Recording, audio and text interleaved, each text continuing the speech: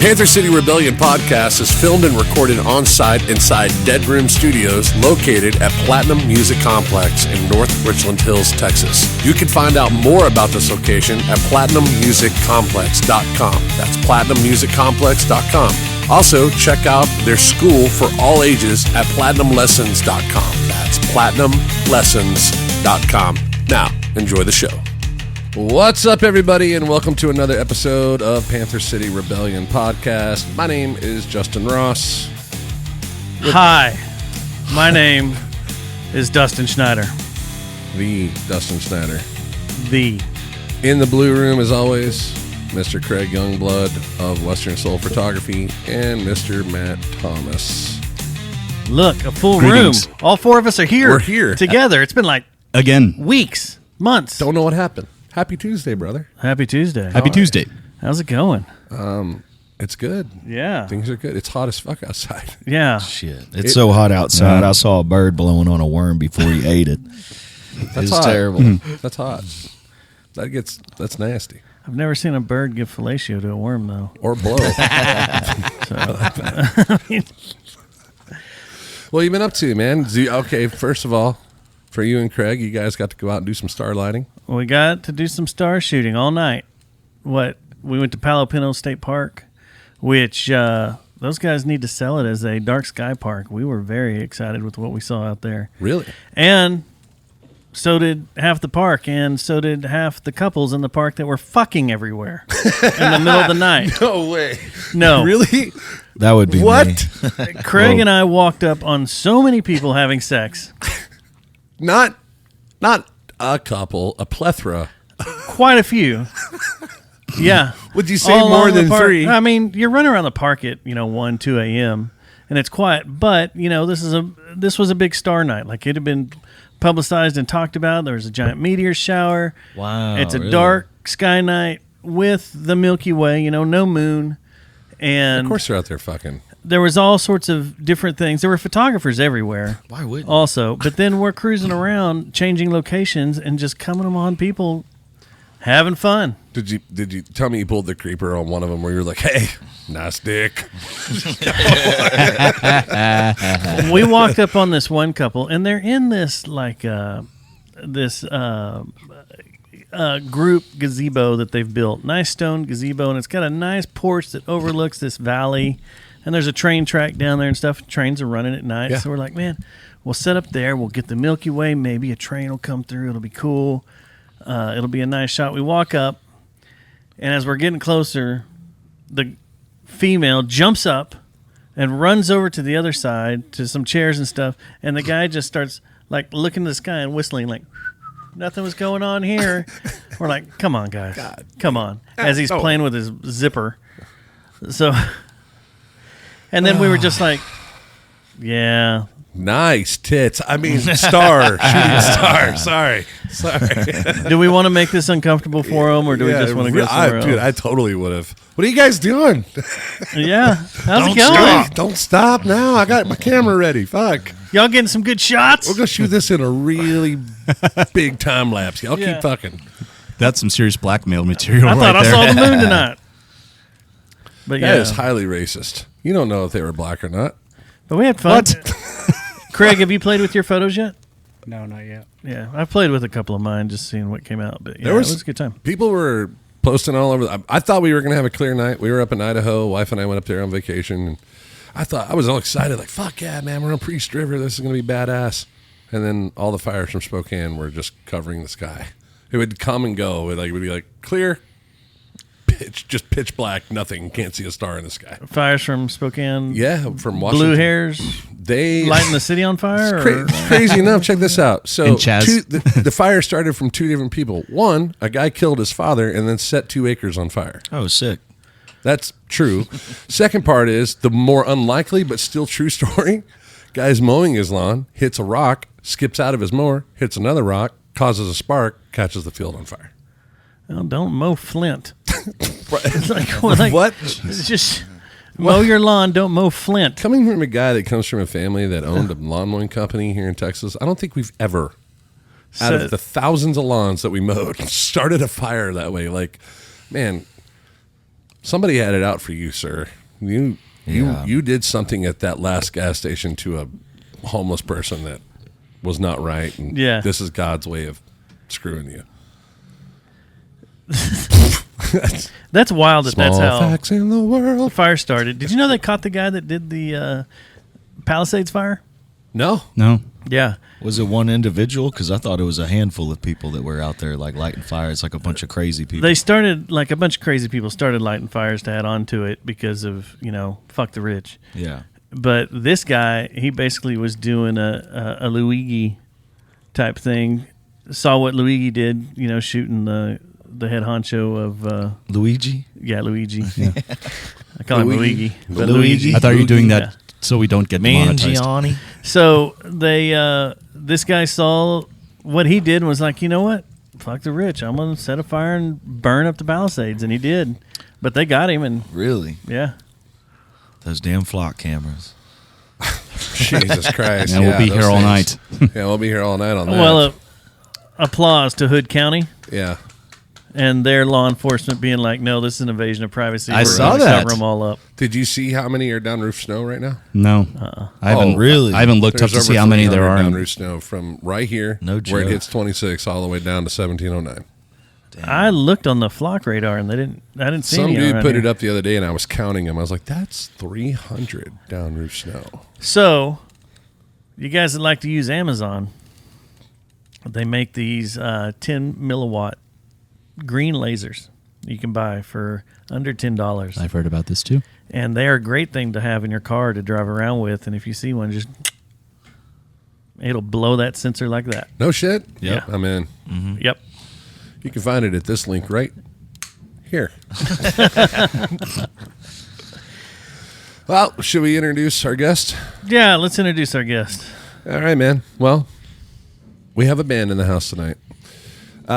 Heavy metal band from Fort Worth, Texas, named after the city's most notorious red light district, a lawless stretch of saloons, outlaws, and vice that put Fort Worth on the map in the 1800s. The name fits, the music delivers on every promise the name makes. Built around the vocal ferocity of Josh Stone McCade, the guitar weaponry of Ryan Schultz, the thunderous low end of Noah Neiman? Neiman, okay. Like the mics. And the relentless Those are Neumans. percussion of Christian Bednarski. God damn, what he's going to have to change that. Just fucking seabed. Call him that. Heavy, aggressive metal that stages across North Texas with zero compromise and maximum damage.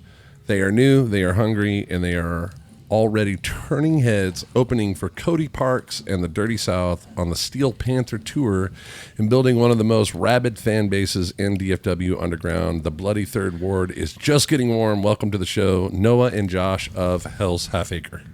Thanks for having us, man. Yeah, man. Cheers, dude. What the hell of an intro. Now, it's great that you guys were here. Good night. It's like a novel. It is a That was novel. good. I was like, God damn, this is. I wanted to read it with more like heavy metal band from North Fort Worth. Like, well, Noah, do you carry that thing around everywhere you go? Sometimes. I would. Figured to fit the occasion for today, so. I did. I mean, I'm cool with it. I don't give a shit. I just think it's cool that you did. Like let it happen. And Mr. Stone, What's up, let's man? just get it out of the way. You recently popped out a chud. I did. I Awesome. did, Congratulations. Was it Yeah. painful? No, man. Okay. It was actually pretty easy. I just, I Gave it your effort and made something. no, we just had a baby 2 weeks ago. His name is Cassius. It's Cassius Stone, like Cassius Clay. Cassius Clay, yeah. Cassius. That's But cool. Cassius That's cool. Stone, and he sleeps with his hands up here, like he's Getting ready. Like he's ready. Like, Yeah. yeah. It's ready to fight. ready to knows. whoop some ass. Yeah. But Nice. No, it's great, man. I'm, adjusting to the new life of fatherhood, just being fucking tired all the time. It gets worse. Not really having any more free time to just bullshit around. It feels like I got to schedule every single minute of my day. And on top of that, something happens with the baby, then, Oh yeah. I got to stick around and, help him out with that and whatnot. But it's great, man. I love it. Sweet. You okay, going back a bit here. You have your own band, Electric Church. Right. Okay. And then when I met Christian, he was playing drums for you in Electric Church at one point. Yes. That was at the Hoots show we did. Yeah. And then the next thing I know, Hells Half Acre comes along, and then you're fronting Hells Half Acre. Yeah, absolutely. Yeah, so the way that kind of came about was that I knew Christian from this bar that I used to live next door to called the Rabbit Hole over off of University and White Settlement Road here in Fort Worth. And I lived so close I could walk out my front door and just walk right over there and, drink beer all night and eat from the best taco truck, by the way. That taco truck rules. It's fucking amazing. It's great. The black and shrimp tacos, the mahi fish Yep. tacos, amazing. Anyways, but I met him there, and I was like, "Hey, what's up, man? You look like you play in a band." And he told me that he was a drummer, and he told me about his project, Hells Half Acre, and all that stuff. And we would see each other in passing, but I started rehearsing at Platinum Music Complex, and then found out that they rehearse here too. And when my brother left the band, we were looking for a new drummer. I was like, "Yo, man, you want to drum for my band?" He was like, "Yeah, sure." But he was so set on putting together this Hells Half Acre thing that he really wanted to devote most of his time to Hells Half Acre. Sure. And I was like, "Okay, well, if you play drums for my band, I'll sing In your band. for Hells Half Acre." And, I've always grown up listening to like Metallica, Pantera, all the heavy metal shit. And I've always wanted to try and sing heavy metal because everybody and their mom out here plays, country music. God and damn it. crying in your beer and all kinds of stuff like that. know And it. I was like, I want to, have like a band out here that kind of carries on that southern groove metal tradition Right. of like Pantera or something. Now, Christian and Ryan are both working today. They couldn't be here. Right, yeah. So we But- we booked this with you months ago, right? Right. I mean, literally like 28 shows ago. Exactly. Literally 28 That's weeks. insane. Yeah. 28 weeks ago. You guys been staying busy, huh? Well, we do this every week. We're trying to stay busy. We're trying to get the word out there. Hell yeah. But we have a new feature that we're going to try out today. And I like that. It's a new feature. it's a new feature for this show, It's a new bit. Yes. It's a new bit, could but- be a new. which I think we're going to call. Let's go with Ryan first because he's at Guitar Center. Yeah. And what's the best way to get through to him there? Is he? Well, he's in lessons, so we'll have to get he might lessons. be in the back giving some lessons to, I was wondering if to we're going to hit a students. call tree and we have to, Yeah, if you call, it'll probably be some guy. Excuse me, Well, at the front desk. maybe we can Let's ask see. him. We're Here like, we hey, go. we need to. Oh, Thank you for calling Guitar Center North Fort Worth, See? where we buy, sell, and trade used gear. Please listen to the menu options before making your selection. say we got to make a For selection. lessons, press 1. lessons. To speak with there a you go. Guitar Center associate, press Ryan Schultz. I got it. You got it. Okay.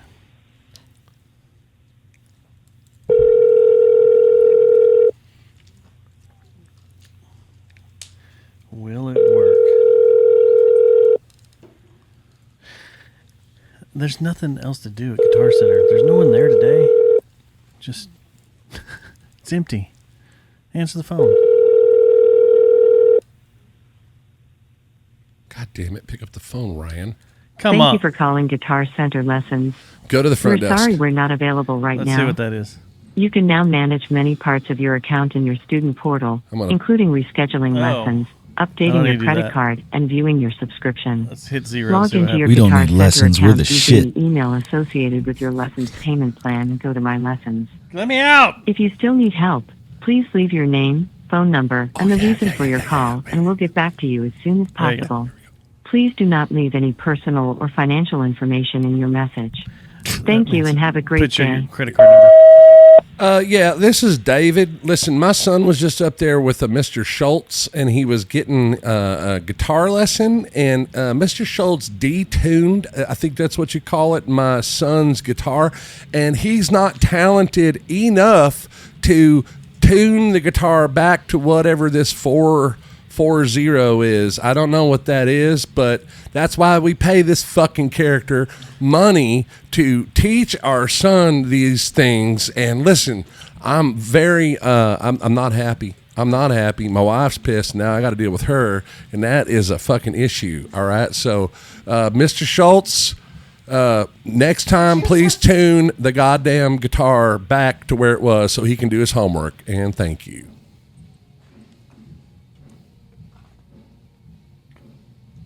We'll do it that way. Oh my God! I wish we could get a call back. All right. All right, Christian's up next.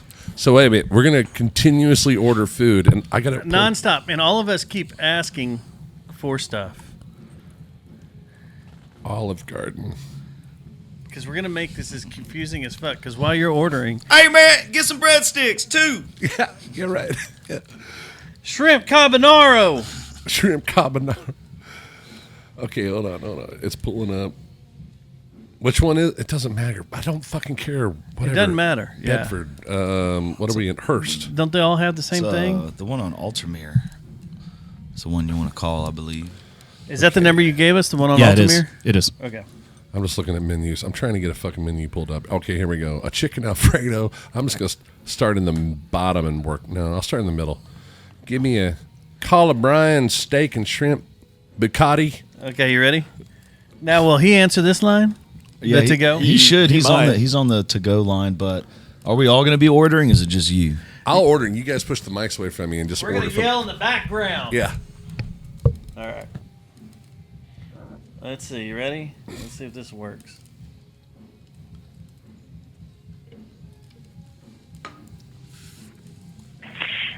Thank you for calling Olive Garden at Ridgemar. Here for carside pickup, check in on the texted link or press 3 now. For your convenience, place your carside to go or catering order at olivegarden.com or use the Olive Garden app. For large catering orders, press 1. For seating information, visit the Olive Garden app or press 2 for seating information. For all other inquiries, press 3. I guess it'd be 3. Thank you for calling Olive Garden. Ridgemar's Christian. May I help you? Hey, man, can I make it to go order? Yes, sir. What will be the name on this order? Daryl. Daryl, got you. What's a good callback number? 817-313-6505. Yes, sir. What would you like to order this evening, Daryl? I'm going to get a Calabrian steak and shrimp bucatini. Yes, sir. Okay. How you want that steak cooked? Medium rare. Yes, sir. Yes, sir. Limited time, the creamy mushroom ravioli. Got you. And on that Calabrian steak and shrimp, do you want salad or soup? Soup. I ain't no. And which soup do you want? Don't forget my chicken and shrimp. Chicken and shrimp. I'm sorry. Yes, he wants chicken and shrimp. All right. Which soup you want on that Calabrian steak and shrimp, my man? What are my options? Chicken and gnocchi, fagioli, minestrone, or Toscana? Toscana, man. That's the shit.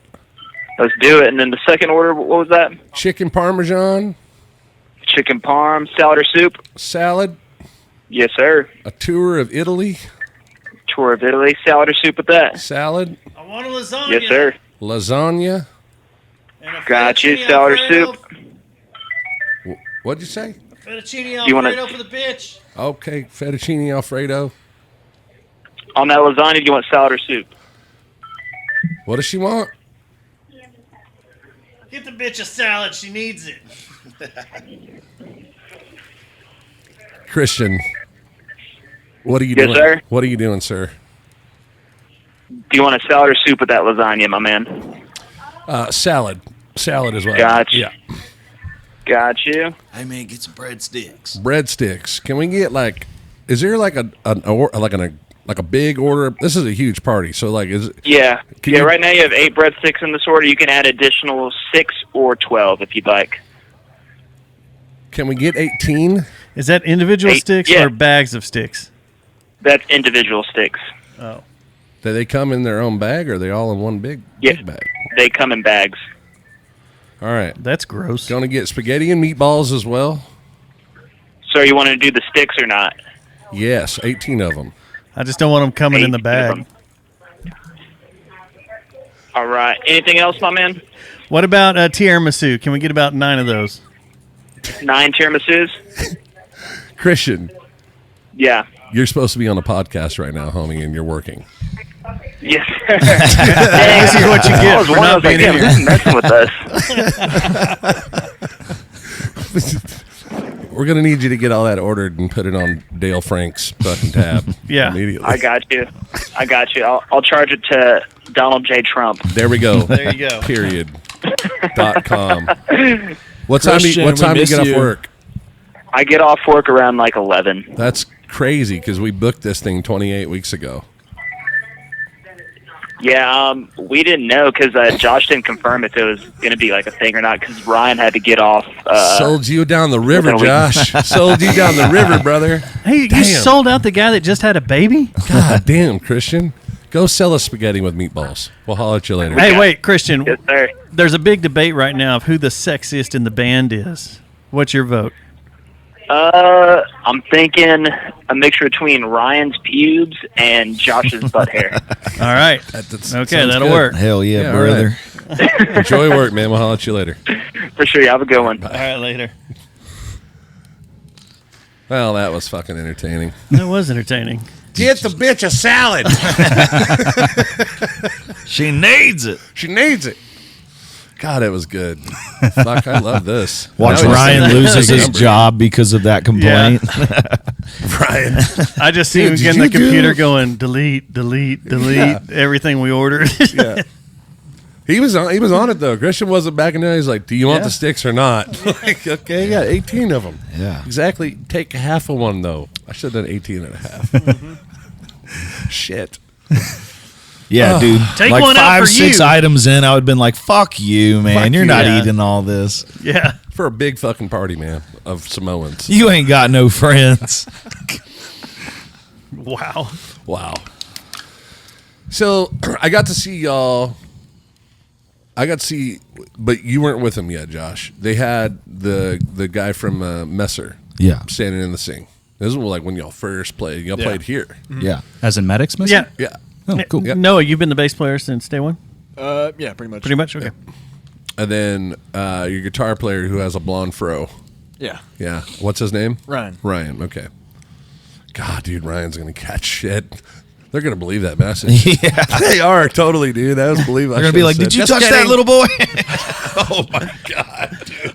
Jesus Christ. I almost said that, then I thought, no, that's funny for us. No, Yeah. You did what with his one? Jesus. I was wondering where you were going with that. Yeah. My son. Bringing a new meaning. Detuned his guitar. Fingering Son of A bitch. minor. It's 440. I don't know what that means. I was trying to get high pitched and I couldn't. I was going to be the wife in the background. This guitar's useless. Well, you know what this You means. killed it. You know what this means. We have to get the fucking voice decoders. Oh, yeah, Yeah, the voice we- changers. Oh, yeah. Voice changers, yeah. So that way, yeah. Yeah, dude. It's getting serious now. So, what's the is Hell's Half Acre like mainly covers, or y'all doing original stuff? Where So- or is it still? We started out Fleshing with out. covers just to kind of get our foot in the door, start playing shows, get people to know us. Yeah. This past month and right now, we've just started recording our debut EP. Uh-huh. We're about done. That should be released somewhere around late or mid-October. But after that, we want to do just only originals, and then just play covers. The main songs. people Work them know. in, yeah, here and there to get people going. So with Christian playing drums in Electric Church and you singing there, Is there any conflict of writing, or do y'all feel like, this song's better over here than over here? No, not necessarily, because when I first started Electric Church, I was like super into 70s rock and roll, 80s rock, stuff like that. And I wanted to kind of try and like emulate that in Electric Church, but make it like kind of like my own southern twist on like 70s and 80s rock, as to where Hells Half Acre is more like, heavy metal, like Pantera meets like Motley Crue kind of, and Slipknot, and all these different like influences from all the different members of the band. But I've been pretty good on, using the right influences when I'm writing with Electric Church versus Hells Half Acre and stuff. There are some riffs that I wrote when I was a little kid that I recently introduced to the band, where I was like, hey, what do you think about this? And now it's a whole song. So we've got a lot of really good heavy shit. There was a song that we recorded with Electric Church called Burn. And it's a super fast, like high octane, just badass heavy metal song. And it kind of doesn't really fit in our vibe. I don't think you're going to be playing an acoustic show to that one. Yeah, right. So we I took it to Hell's Half Acre, and they're like, fuck yeah, let's record this. Yeah. All right. Well, that's pretty dope. I mean, because I've seen you play with Electric Church. I've seen you do solo shows, and then I saw, Hell's Half, like, I think y'all came out with like Creeping Death, if that's correct. Yeah. On like one like intro of the band coming out, and I was like, fuck, okay, yes. Was it great? No. Was it awesome? Yeah. It was. I was just happy to see somebody fucking doing it. You know what I mean? Like it. That was the selling point for me. I remember coming back here and talking about you guys on the show and be like, this was fucking cool because somebody's actually doing it. Thank God. We saw the flyers forever posted up and down the halls. We're here. still seeing the flyers. Yeah, they're still in the box down there by the shitter. I'm like, you probably should go around and take those down. Probably. Yeah. Yeah, I saw that they were looking for a lead singer for the longest time, and I was like, you know what? I'm right here. Let me join this band and see what we can do, baby. So Maddox, who's been a guest on the show here, is he with Electric Church? Mm-hmm. Okay. And he's playing bass for Electric Church? Yeah. Nice. How's that working out? It's going good. He's got a lot of experience with the industry, and he's got a lot of things already figured out, and he kind of has like a pretty solid infrastructure in regards to like what you need to be a successful band. Sure. And he's been a big help on like getting us upgraded to like a really nice like in-ear system and practicing, with the click and whatnot.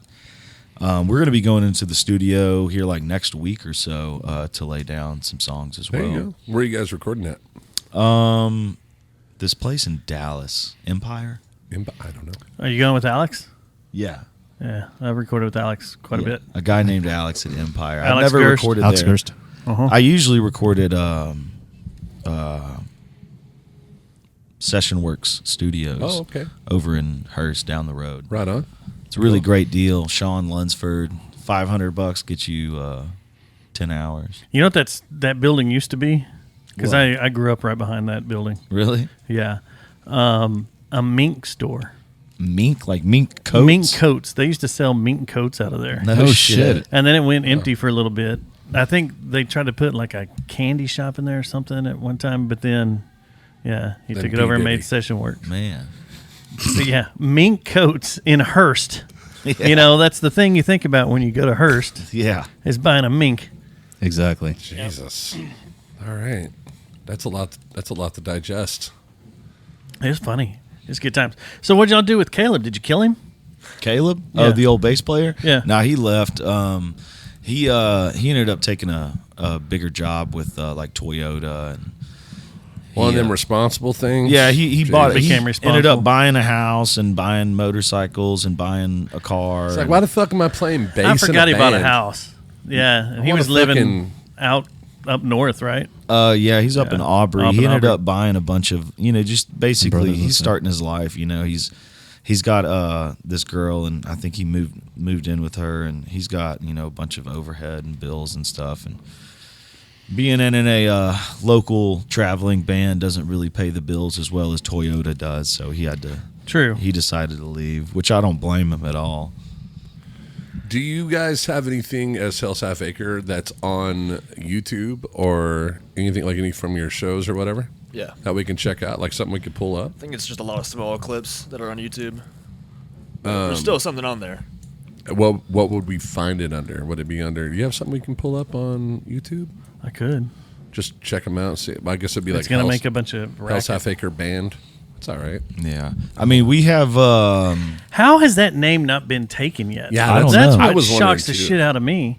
Is that when we started seeing the flyers and stuff, I was like, well, it's fucking genius, and no one's taken it yet. Yeah. When Like, I that's first heard their crazy. name, I was like, "That's sick as fuck. That's a great name." It's got to be like. Would you think it's got to be taken? It's kind of like Panther City. You would think it's taken, Yeah. but it's. And they took that band name before they opened that bar down in the stockyards Yeah. too. I mean, it was crazy. And then that bar came out, Hell's Half Acre. And I was trying to put together a show to where we could all play there, but They got to extend that stage, man. We're playing out there this Friday. Oh, yeah? Yeah, and that stage is so small. I was like, yeah, well, if you're trying to fit a whole band up there, it's kind of a squeeze, oh fuck yeah, absolutely. and it doesn't really pay that well. I'm trying to find it. Did you find something? I did find something. Okay, fucking A. Y'all have a whole YouTube page with a whole bunch of shit. Can I go grab another beer? Absolutely, you can. Yeah. Sick. Let's see here. What kind of bass you got there?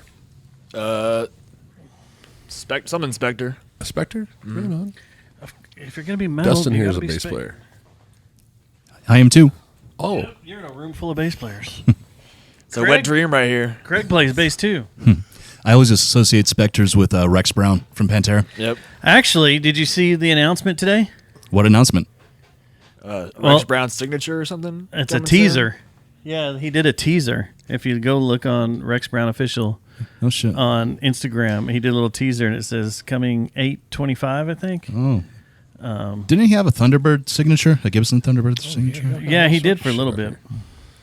yeah, Let me y'all close do. this. Fuck yeah, let's pull some of that up. Yeah, hold on. 2 Lone Stars, double fist and coming in clutch. Well, Don't worry, I'll contribute to the beer fund. Fair enough. let's see here. I got 20 euros in my pocket. 20 euros in my pocket. Literally, somebody tipped me 20 euros the other day. I was like, what the fuck am I going to do with this? I got to go to an exchange. We got some drum cam action of playing Burn. That's old Seabed playing drums. Just call him that from now on. Seabed. Where was this at? That- Craft and Growler in Deep Ellum. It was back in, I think, March. You can't really tell from this angle, but that is the smallest stage we've ever played on. The looking at the wine rack above Christian there. There's like a wall in front of you, too. So, like, my amp is lower than that wall. You couldn't even hear it out there. That looks tiny. What amp? Oh, I doubt it, brother. I've heard you guys. You I fucking heard you couldn't hear the bass out there. We brought full half stacks, full bass stacks, Christian's like 25-piece drum set, everything. We brought out all the bells and whistles and squeezed it in like a little 10 square foot area. all the days. Not carrying that shit no more. Get me a fractal. Oh, that's a nice Call it a man. day. Or use that. That's not a nice one. Oh, that guitar? Nope. That's y'all's rehearsal spot here, isn't it? Oh Yeah. We also have what's it called? Bloody Third Ward. The track that we can send to y'all if y'all want We've to got listen to Undead it. Nightmare, too. We do. We have that now. Yeah. All right. Like, uploaded yesterday or 2 days ago, I think. Yeah. We were We'll definitely premiering on here. As long So as we this- don't get shunned. That guitar right there. As long as we're talking over it, we should be okay. Yeah. It's a Jericho, isn't it? It's Jake Pitt's signature Schecter. That guitar right there? Yeah. Okay. Oh, we were both wrong. Because that looks like the guitar that my guitarist designed for Jericho. The exact same one. What's the Dom Hollow live? Domination, Hollow. Oh, Do you not know this? Fuck no, I Are you don't. not? I don't. Best breakdown ever. Yes. Well, let's fucking see it. Oh, there it is right there.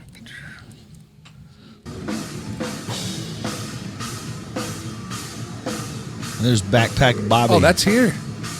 That's at Platinum. yeah.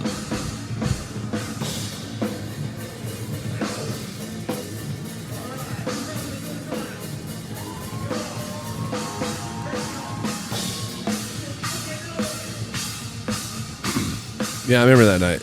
I was running sound that night. I was literally no, I wasn't. I wasn't running sound that night. Was that the night that the Ghost tribute played too? No, I ran. I think sound that for was like the next weekend. Yeah, I played. Yeah, My brother used to play drums for that band. really? Yeah. For Ghost? The For the Ghost tribute. The Oh, the Ghost Ghost tribute that tribute. rehearses here, yeah. I remember Christian walking up during that show and he asked Dwayne. He's like, "Hey man, the LED TV in the back. Can we put our logo up on that?" And he goes, "It's a projector." And no, you can't. I don't know how to run it. And I was like, looking. I was like, "Well, I could." Never mind. I'm off the clock. I'll sit over here and shut up. Send It's them literally the, one of those old send them projectors, that like link. the fucking what was the one that had the arm that went up and you put the shit on the Yeah, an overhead projector. Overhead Yeah, projector, like our elementary and middle yeah, schools right. had. Yeah. Oh yeah, That's and what then it you can is. take the mirror and you can like kind of angle it it. Yeah. to where it'll light itself on fire. You So I know I didn't know about that. Yeah, dude. You take the little mirror and you like take it and you just angle it downwards because it's like this plastic piece that holds a glass magnifying glass in it, right? But if you angle it to where the light is hitting the plastic, it'll start lighting on fire. I got in huge trouble in school for doing that shit. and I think they still do it. A noise synth band out of Denton that has 2 of them, overhead projectors that are part of their show. Really? That's Yeah. cool. Wow. And they've got it set to where they have a plastic spool of the overlay that goes over the screen, so they can sit there and wind it, and it shows stuff That's cool. projected up as they're playing. Holy shit. So it's pretty like cool. One of the coolest things I saw on stage for a local band, and I thought, wow, what a great way to do this, is they had, the little mini projectors, and they had trusses, and on the truss they had a whiteboard like that, but they had it sitting like this, right? And then they had the little projector sitting on it out an arm looking back at it, and it shined up on there, and it had their logo, and it would play shit. And they had it going through, and they were using projectors to do this. And I was like, from afar, as you're looking, you're like, Jesus Christ, man, they put 2 flat screens up there? Good Lord. It looks so clear. And I was like, oh, wait a minute. No, that is a dry erase board That's with a sick. projector, and it's working perfectly. We tried to do that last time, except the venue didn't want to turn the lights off for us. Well, fuck them. Yeah. Why? What? Do we bash that venue? No, it wasn't the Okay. venue's fault. It was All who's running the boards that night. Pull up my board real quick, or pull up my screen. Getting out of close this time. This came out today. Experts warn education cuts could lead to even more people thinking Ghost is a metal band. I thought that was pretty genius. Oh my God, the hard times, of course, it came from them. Thought that was pretty good. Oh, man. Speaking of music, we lost some souls this past month. Yeah, a month. A month. We haven't talked about any of this, I know. It's and been I a feel lot. bad. yeah, we lost Frank Beard. yeah, today. Frank Beard from ZZ ZZ Top. Yep. Rest in peace, man. No shit. So apparently he was in hospice care for a while. He had been going downhill. There was some rumors a couple of weeks ago that he wasn't doing well, but nothing else was really said. It was still, everything was kept kind of private. Yeah. And then bam, today. But if Yeah. you start hearing you're on hospice care, it's kind I of... mean, it's a matter of time. yeah. Yeah. It's the worst kind of news when they tell you they're going to put somebody you love on hospice care. You're like, shit. All right. Well. And then music-wise, over the past month, we had Jennifer Finch, the bassist for L7. She had a brain tumor Yeah. that just came out of nowhere and took her down like that. Bam. Yeah, and I remember they announced a GoFundMe like the week that she went public with that news, and I think they reached the goal too, or was pretty close. But it was like she announced it and then gone. Damn. The next announcement was gone. And then Kavinsky, if you're into the synthwave scene, synthwave music, he was a French DJ producer that kind of brought synthwave back to the forefront. If you've ever seen the movie Drive, he's basically the soundtrack of Drive. And he passed away in his sleep, like 50, 62 years old, something like that. I can't remember what it was. Just done. And then a huge name in the podcasting world, John C. Dvorak with No Agenda, passed away. And that one's hit a lot of people hard. Yeah. I knew him from the PC Mag days, like reading magazines about how to build computers and shit. Yeah. Like he was a big writer back then. And then I would see him on, when podcasts first got started, he'd be on tech podcast here and there. And then I found out he was on No Agenda. I listened to No Agenda for almost 18 years now. And he passed away. Man. And that one hit a lot of people. And then locally, the giant one was Chad Lovell, who was the drummer for Course of Empire for years. And most people probably know him from being the sound guy at Curtain Club. One of the coolest guys in the world, laid back. Or at least us. He talked to us, helped us with anything, and was a big promoter of my band and a lot of the Do For It bands. Yeah. He loved us. Yeah. Last time I saw him was the last Curtain Club show, when we played out there for the big closing party. He was cool enough that if he caught you outside and you couldn't get in, he'd let you in. Yeah. Yeah. He kept coming through here. Get in here. And I used to beat his ass down about Course of Empire because that was one of my favorite local bands growing up. They were something else. Yeah. All the weird stuff that came out in the 90s of local music around here, Yeah. the heaviest and craziest band to see live was Course of Empire. Yeah. They were awesome. So, Man, God rest them all. and then wait, did we even talk about Hayden Pantier? No. She died yesterday. Or it came out yesterday. They released a video too. Like she was wearing like a dress or something, and she's sitting there doing this number. She's like shaking hardcore as they're trying to take photos of her, and she's like legitimately just sitting there shaking, like she's freezing, but it's not cold outside. Was that like hours before her death? Like the day before. It was like on a walk, like a runway. I think like a runway thing where they were all standing up there and the deal in the background, and she's in the middle and she's holding her dress out for some reason, and she's just hold on to it, and you can just see it just. Like something's wrong here. So she did a podcast a couple months ago where she started spilling shit about Hollywood and how she was treated when she turned 18, and how she was kind of shopped around to these different guys and stuff, and all of a sudden how shit got dark and how it kind of screwed her up. And then she wrote a book too, released it a few months ago, and now she's dead. Yeah, that's something. And they wouldn't release the cause of death. I don't know if they did today or not, but it said on everything I was reading, it was like the cause of death has not been released. I was like, of course it hasn't. Funny, all these other people died. You know exactly what they died of. Hers, no idea. Save the cheerleader, save the world. Yeah. Yeah. Shit. And that means we're fucked since she's gone. Yeah. We'll let out your secrets. I dare you, motherfucker. Come on. Then, did you want to bring up Shiner? Oh yeah, that's right. Yeah, it's my dog of 14 years had passed away. Badass dog. Yeah. A good buddy. Yeah, you were well acquainted with him. Yeah. Man. Yeah, we Bring Hells Half Acre on here, and everything gets real morbid. Yeah. Yeah. That's what you get for opening with Creeping Death. Motherfucker. Jeez. Hats off to you, sir. Carry that bass around. Thank you. I'll keep carrying it around just for you. We're going to have to get y'all, though, back on here and planned to do a fucking full show. Because we were really looking forward to fucking getting our heads blown off tonight. I was looking forward to blowing your head off. Well, fair enough. The one thing I keep getting told is, Touche. where the fucking metal band's at? Where's the heavy shit? I'm tired of all this singer-songwriter bullshit. Y'all guys need to get something heavy in there. And then I tell them, well, come on the show. And they're like, hey, podcast. Yeah, right. Yeah. Yeah. Well, come on the show. I don't want to do it. I'm shy. Come play metal. I don't want to. I'm shy. I'm scared. Y'all have cameras, don't you? Yeah, with the state of music in Texas nowadays, with country music just blowing up.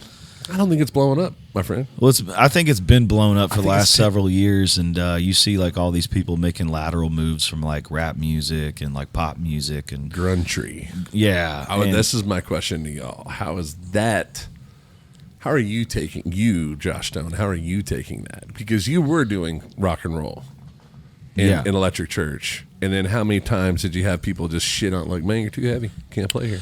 Can't Just do that. about every single time we played. Like shit, when we played at Hoots Hall, that lady was so pissed. Yeah. She was furious that we played I asked her hard to rock. go, why are you mad? Yeah. Well, I mean, you'll have Fox and Veed in here next month. Yeah. What are you worried about? Yeah, what's the deal? Well, they're country. Are they? No, they're it's not. It's not country. It's fucking grunge rock. It's like alternative. And- I call it shred dirt. And yeah, it's a Shred good one. dirt. I like that. Shred That's dirt. clever. I like that. So yeah, that's like taking over down in the stockyards right now. It's fucking everywhere. Yeah. So it's like these people can't be mad about it. I was talking to Dustin about something earlier that I wanted to ask you guys too, and I'll bring that up in a minute about Spotify. But it's overtaken. So I think Red Dirt Country, as we knew it, is taking a back seat. Yeah. I think Red Dirt Country, where it came from, was you had guys like Cross, Bolin, all these dudes. They were doing basically classic rock as country then, which turned into Red Dirt. Now, think about it. You have this generation. And what would their classic rock be? Grunge. Yeah. And they're doing that now. And Yeah. it's taking over. It's time's just turning. That's all it is. So I could see it kind of pissing off people that have been doing rock and roll forever. And then the 70s vibe of rock and roll all the way up to fucking, grunge, I guess, if they wanted to. And then people say, no, man, you're too heavy. You can't have that shit. And then they book a fucking band like, what is it, the Moon Pies or whatever they are? Fucking Dexter and the Cream Pies. That's, right. Yeah. And they go play fucking That sounds like Cumcore. Cumcore. Yeah. And then they go play Billy Bob's and cuss at the crowd. Dude, I remember watching Johnny Cooper headline at Billy Bob's. This is back when he was on fire. Sold that motherfucker out. And Johnny's deal is he wanted to be a pop star. That's his dream. That's what he wanted to do. And he does the whole fucking Red Dirt thing, comes out, and then he does an ode to Michael Jackson on the stage.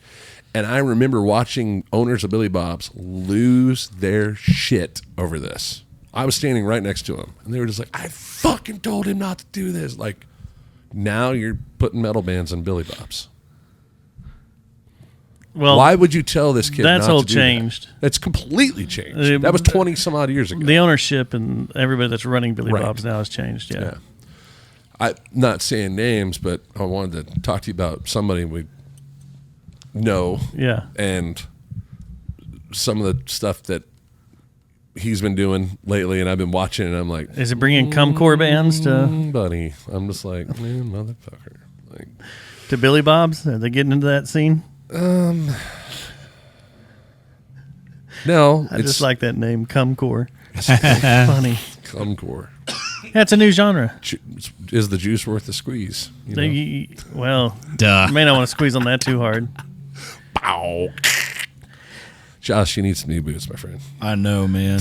You look like you got a rug stuck up in that motherfucker, dude. Yeah, dude. These boots are bad, man. Hey, they're wore They're out. falling apart. I've super glued them back together 3 times. Dude, it looks like you put a shag rug in your fucking boot to keep it from coming apart. Yeah, that's the stitches that blew out, and I just kept super gluing the bottom back together. But I love it. I got these boots for free from Finolio for doing their benefit over at Longhorn Saloon. Maybe they'll resell them for you. Maybe. I hope so. But James, get a hold of my guy. I was on stage performing, and I was wearing some rattlesnake skin boots that I just completely blew the sides out, and you could see my big toe and everything. awesome. And they're like, "Go get you a pair of boots on us, you broke-ass motherfucker." So back to that though. Cumcore? Is that is that taking over? Like, is that affecting what you do with this and or Electric Church? It definitely doesn't affect what we do in Hells Half Acre, because Hells Half Acre is still just like a hardcore metal band. Yeah. But with Electric Church, it's certainly frustrating because I've played so many venues for so many years, and every single time they're like, that's too hard rock. They either love it or they hate it completely. Right. But it doesn't really piss me off to see all these shred dirt or grunge bands getting successful, because I think that still kind of opens the door Totally. for us to be able to step in and be like, oh, well, if you like this stuff, well, check out this shit. Right. Yeah. Right. It's like, if Guns N' Roses was a Southern rock band or something like Right. that. It's interesting. And it's interesting to find out if there's going to be more, that expands off of that comes out with it, or is it pushing too far for that scene? It's essentially we got to go back and think like this is the Americana scene we're talking about here. Right. This isn't the metal scene. This is you're doing. They're taking this grungery and putting it in the Americana scene because the Americana is such a loose term you can get away with it. Right. It's so wide open. So you can be a metal band, but you could be classified as Americana at the same time. And you can still classify as a metal band. You can put it in both genres. Just depends on, I guess, the delivery. Yeah, I don't really see Hells Half Acre becoming, intertwined with the shred dirt scene like people like Dexter or like oh shit, we just saw them here the other week. Giovanni, Treaty Oak. Yeah, those bands. I mean, that whole sound and that whole genre is just so, unique, and it has like such a very specific sound, and we don't come anything close to that. Our stuff is heavily influenced by people like Slipknot and such. Yeah. Speaking of which, I think I just sent you the debut EP. Oh. I think Christian sent me your number, so. Oh, okay. Might be it.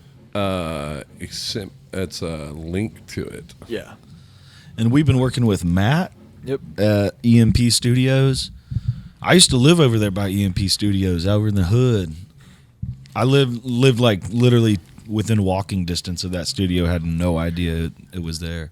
I was gonna say, did you ever walk there? No. That's kind of like a war-torn area to walk through. Yeah, it's pretty sketch, but I always carried a pistol. I mean, over in there, Texas, I would. Yeah, I carried one everywhere. Yeah. Carry a pistol and shit, just in case things go south, and then carry a joint just in case things go north. You know what I mean? I mean, because you got to get back down south somehow. Yeah.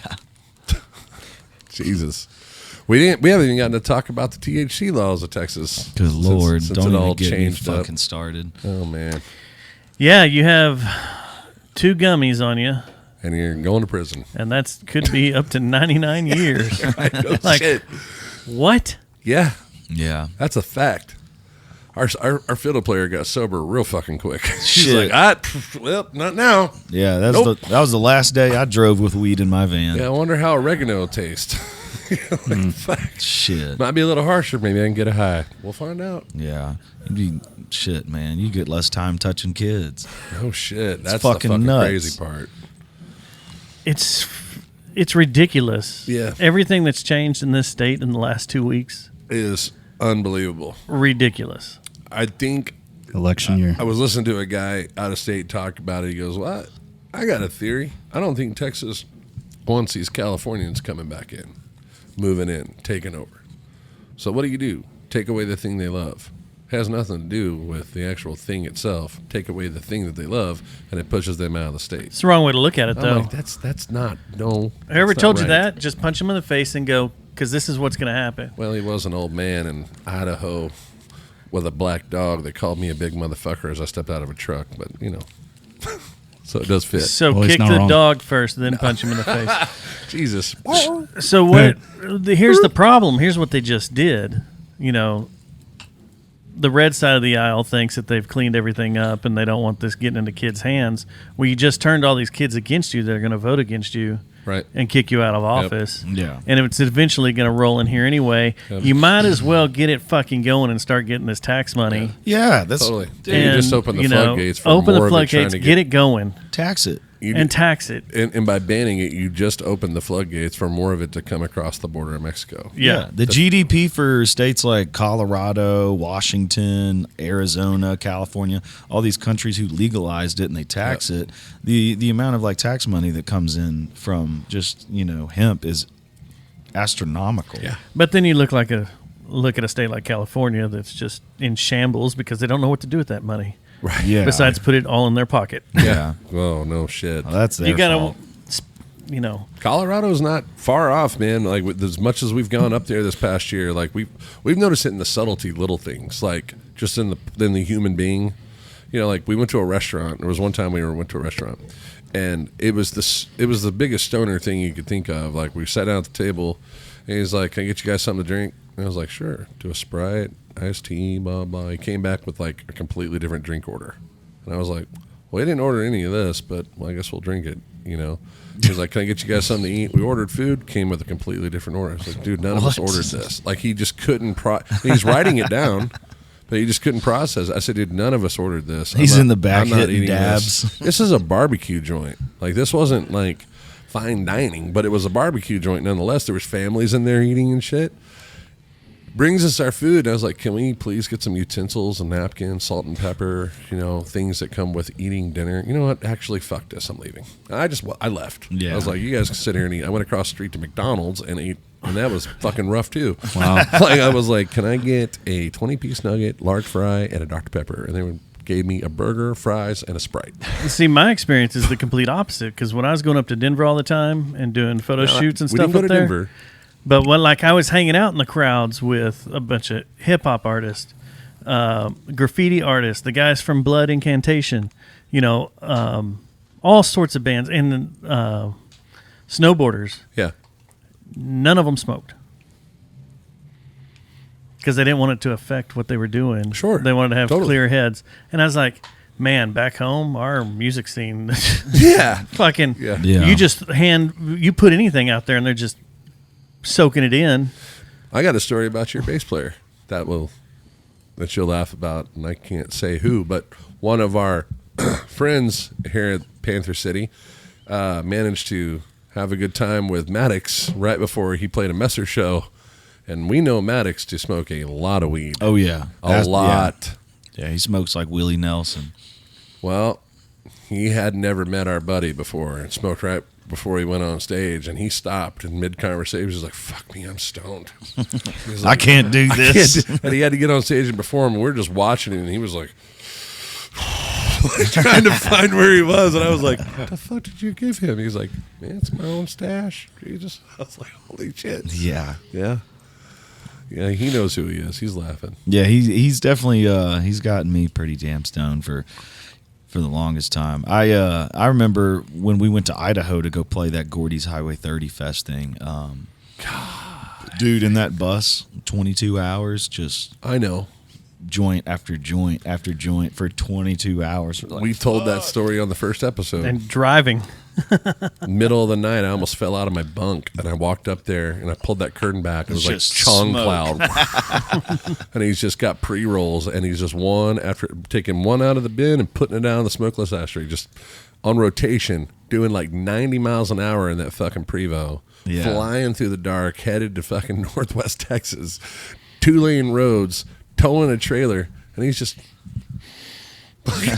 I'm like, "Bro, you need to slow the fuck down. We're dying back here." I wonder how many Christ. animals y'all killed. Oh, who knows? Just roadkill all over the highways. His attitude, though, was so great because we got there. He's like, "Well, we're here. We're all right. We're fine. Just jumped out the bus. Got shit going." We made it. What the fuck? Okay. 6 pair of antlers all just stuck all over the truck in different places. Yeah, no shit.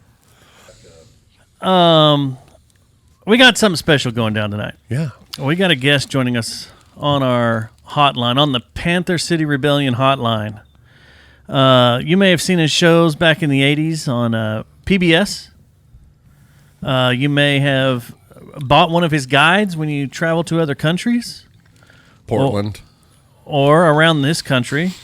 These days, he's got a podcast. I think he also has an app where he can tell you where to go when you're in different cities. Ladies and gentlemen, on our hotline is the one and only Rick Steves. Rick Steves. Hi, guys. Welcome. Panther City Rebellion. How are y'all doing today? Doing great. How's it going, Rick? You know, it's a beautiful day to be an American, Dustin. It really is. Well, I'm glad you could join us today. We just had Justin over here, just took a trip to Idaho. I sure did. Where all did you go up there? Priest River, Sandpoint, and some French town I can't pronounce. Some French town you can't pronounce. That sounds exotic for Idaho. Are there French people in Idaho? I don't think so, but it was a French name. Rick, have you ever been to Idaho? I have, and I promptly left. All right. Why is that? Do you not have anything written up about the great state of Idaho? Well, hold on a second. Uh-oh. I don't, because really all that's there is Napoleon Dynamite and potatoes. This is true. There's no rich cultural history we should learn about or anything? I mean, I'm sure if you want to get into, Native American culture, it's rich and defined there. But, in terms of European influence, there's nothing there for me. I can agree with you there. I didn't feel very historic while I was there. Just beautiful scenery, and that's about it. Is it me or I have a feeling that Rick doesn't like Native Americans. I don't think he likes Native Americans either. I love Native Americans. I'm just saying, I travel the world for a living, and my preference. I just came from Versailles. Oh. It was my 7th trip there, leading a group, and it was fantastic. And it's and then what do you have in Idaho? I don't know. That's why I'm asking you. You're the travel expert. That's what I'm telling you. I've been all over the place. Idaho, there's nothing. It might as well be a big void on the map. You got Boise. It's Boise. Yeah. Is there anything cool to do in Boise? I'm in Delaware. Okay, guys. I don't like to reveal too much. I do have a book coming out on my American travels, but in Boise, there are a couple of cultural things that might be interesting to do. It just depends on what you're into. Well, I mean, blue football fields. Elaborate. Well, there's some spillover from Utah with Mormon culture. Therefore, there's some hole in the wall experiences that can be quite fascinating if that's your thing. Like pubs with glory holes? They're usually not pubs so much as they're rest stops or, Mormon glory holes? Are we sure we're not talking about West Texas? I mean, it kind of sounds like West Texas. I don't know what parts of West Texas you've been going to. I've never experienced that there. And that I-10 corridor. Is Boise the home of the glory hole? I can't speak to that. My history there is not as deep, but I do know that the glory hole does go back centuries. There's ancient Chinese texts about glory holes even. Really? So it's ubiquitous culturally as human beings go. Where would you say that the glory hole came from? I suppose it was the first caveman to stick it through a rock. That would be my best guess. I only go back to, Roman times. I'd like to think that it came from getting head from an ugly girl without feeling shameful about it. Fair enough. Well, you should never feel shame for any head you get personally, but Amen, live brother. your truth. I think it's actually inscripted on stones at Angkor Wat in Cambodia on the temples. Yeah. How a glory I hole believe works. I've heard rumor that the first glory hole was right next to the Rosetta Stone. It's really something that brought people together. That tracks, actually. That works. Yeah. Anything you use your mouth on. Except a Mormon glory hole is just a girl on the other side. Mormon just going, glory. Wow. blowing on it. Shit. What From what I understand. Hello? Go ahead, Steve. Did we lose you? No, sorry, I'm still here. Okay. Still here, choking on my water a little bit. It doesn't, boys. I wanted to call in because I do enjoy y'all's show. It's the only thing that really helps me sleep on transcontinental flights. All right. Well, we're glad But you guys seem really active right now. Well, Oh, we got Hells Half Acre in the house tonight, so it's a little bit more. and we're Can you hopped up on describe this Adderall. Hells Half Acre to me. Hells Half Acre is a metal band out of North Fort Worth, playing everything metal in your face at all times. Rick, have you ever been to Fort Worth? I have, and there are so many beautiful cultural things to do in Fort Worth. Not in the stockyards. You want to avoid that. That's where all the tourists go. You can see a cattle drive every day. Who gives a hell? What I like to do when I'm in Fort Worth is particularly I like to go to the warehouses in North Fort Worth. So that's where the excitement is for me. Like Amazon warehouses? It's everywhere. Anywhere around Alliance Airport is just nothing but beautiful, rich scenery of empty warehouse spaces longing to be filled with useless goods. Thank you, Maddie Parker, for that. Yeah. It is. Fort Worth is. I'm trying to run a petition to get Fort Worth renamed to Fort Warehouse.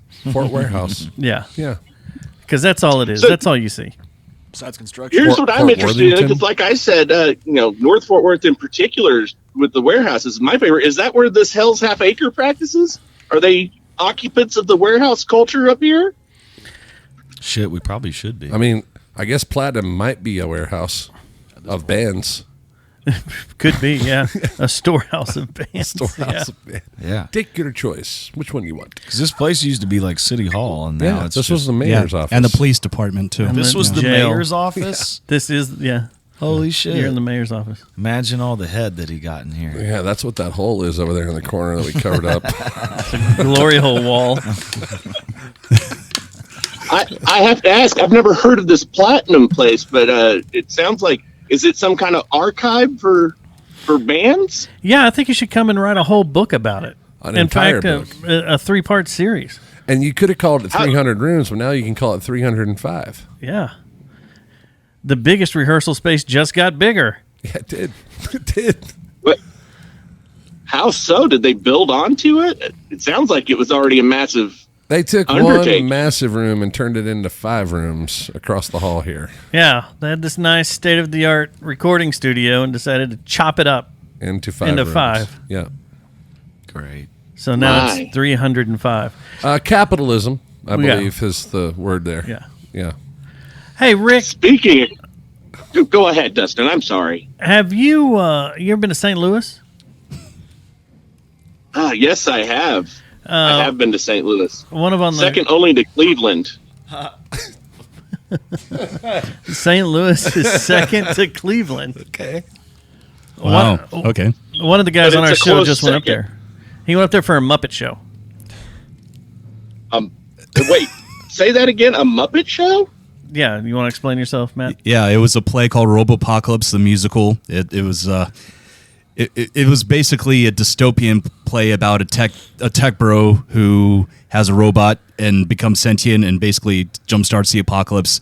And the play is actually like split between the evil robots holding him hostage and his daughters who's trying to get him back, but it's totally tongue-in-cheek and fucking hilarious, like on a South Park level. But it's a puppet show. Yeah. Yeah. That's awesome. Yeah, they just finished the tour. Now, have we thought about the poor soul of Jim Henson just spiraling around in his grave hearing about Muppets doing that sort of thing? Oh, I'm sure he would love it. I mean, his son Brian's carrying on his legacy. See, that's some of the Well, I rich haven't- cultural stuff that's coming out of St. Louis that you can put in a future book. Hence why they're second only to Cleveland. Cleveland is the cultural hub of America, as we all know. And Idaho's the glory hole. Yeah. These are what Well- we're figuring out on this phone call. Well, if it makes you feel any better, I was only in St. Louis for that show, and I came back the next day. I wasn't even gone for 24 full hours. So Idaho is now the Idaho. Yeah. Idaho. Got it. And you didn't go to the Arch with Skip Redstone? No. In fact, I wasn't even close to the Arch. I was by University of St. Louis South. Oh, that's where I was. Yeah. Steve, do you have any words of wisdom for our band that's going to be traveling around the world, Hells Half Acre, that's in the house tonight? Oh, but where are these boys going? I have plenty of tips. Tits or tips? He's written books. Tips. Tons of them. Okay. Well, firstly, probably mostly around Texas, around the DFW, Houston, Austin, Gulf area, around Louisiana, Oklahoma. Whoever will give us money, we'll drive there and go play. But I would say, mostly start with like the South region around Texas. if you're going to South Texas near the border with Louisiana, what I highly recommend is you always get your gumbo from the side of the road. Trust me. It is Michelin quality. Hell yeah. That's good. That's good because I'm from Louisiana and I appreciate good gumbo. There we go. You cannot go wrong with a good roadside gumbo. I It's feel like there's a fantastic. catch here. Yeah. I feel we're going somewhere. I feel like that we're getting played. Well, Yeah. he said roadside, not roadkill. Some people make gumbo Not out of roadkill. roadkill. Because skunk does not go good in anything. Hey, Rick, have you ever been to, you've been to Austin, right? Oh, yes. I've been to Austin. Have you ever been to the Yellow Rose, a Texas legend? You know, I have not. What is the Yellow Rose? Well, how do you know about glory holes then? Jesus. It's an amazing bar that everyone should visit at least at some point in their life. Hang out. So the reason I know about glory holes is because I don't like making eye contact. Makes sense. Is that why your wife left you? Oh my God. Are we going there, Dustin? Are we? I guess we are. No, that's not. It was for other reasons. Okay. Also involving holes that I just don't feel like going into in public right now. At the moment. Oh. Is it why God put a playground next to a sewer? And sometimes you want to hang out at the sewer. But your wife doesn't want you to? Next question. Oh my God. When did the drummer from Duel just show up? I was thinking Pennywise reference. Yes. Well, Rick, we appreciate you calling in and giving us whatever tips you gave us. I don't think we figured I don't much think I really out. got a tip except eat roadside gumbo and Yeah. I got a question. oh, here we go. If you don't mind. Of course. So, for say, we're a new traveling band and we don't have a lot of money and we're playing shows out on the road in places like Austin, Houston, Dallas, fucking El Paso, San Antonio, what have you. And we don't have the money to put 4 people in a hotel room. Are there any other alternative ways to find somewhere to stay the night? Whether that be like some kind of campground or like hostel or like what advice would you have for that? A state park? Yeah. State park. State parks are for people that really Like just the don't fuck. love themselves. Oh, they don't love themselves. Oh, yeah. No, state parks, especially, I hate to say it, I know you guys are Texans, but the state parks are not the way place to be. For one thing, there's too many bears and picnic basket things going on that you don't want to deal with, especially after hours. Well, elaborate on that. Because Dustin just... Yeah, if you were Well- listening to the show earlier live, you probably would have heard the story about what we ran into at a state park. But the show's not live, so you wouldn't have heard it. Therefore, we're telling you about No, it. I called in because I wanted to hear some stories of travel, and so far I've just heard Idaho and St. Louis. Like, Well, I memean, how do you feel Rick about what's something going to on at work Big with. Bend right now? Yeah. How about that wall at Big Bend? oh yes, I wish they hadn't halted on it. We need to make it bigger. Yeah, because your belief is anything to keep the Mexicans out, right? I never said that. I don't read your any book. immigrants. Yeah, your book clearly said no spics, only ticks. I saw the tweet. Saw the rhyme.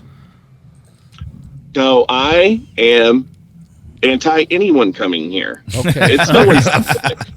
That's good enough. Fuck I 'em like that. all. Fuck them all. All right. Well, Well, yeah, Craig and I took a trip out to Palo Pinto Mountain State Park. That's the newest state park here in the state of Texas. It's only about an hour and a half away from Fort Worth. it was getting some love. And we were doing some astrophotography out there at night, all night long. And Ass photography? Yes, that's exactly what you heard. All night long. And we kept, anytime we changed locations, we just kept coming across people banging.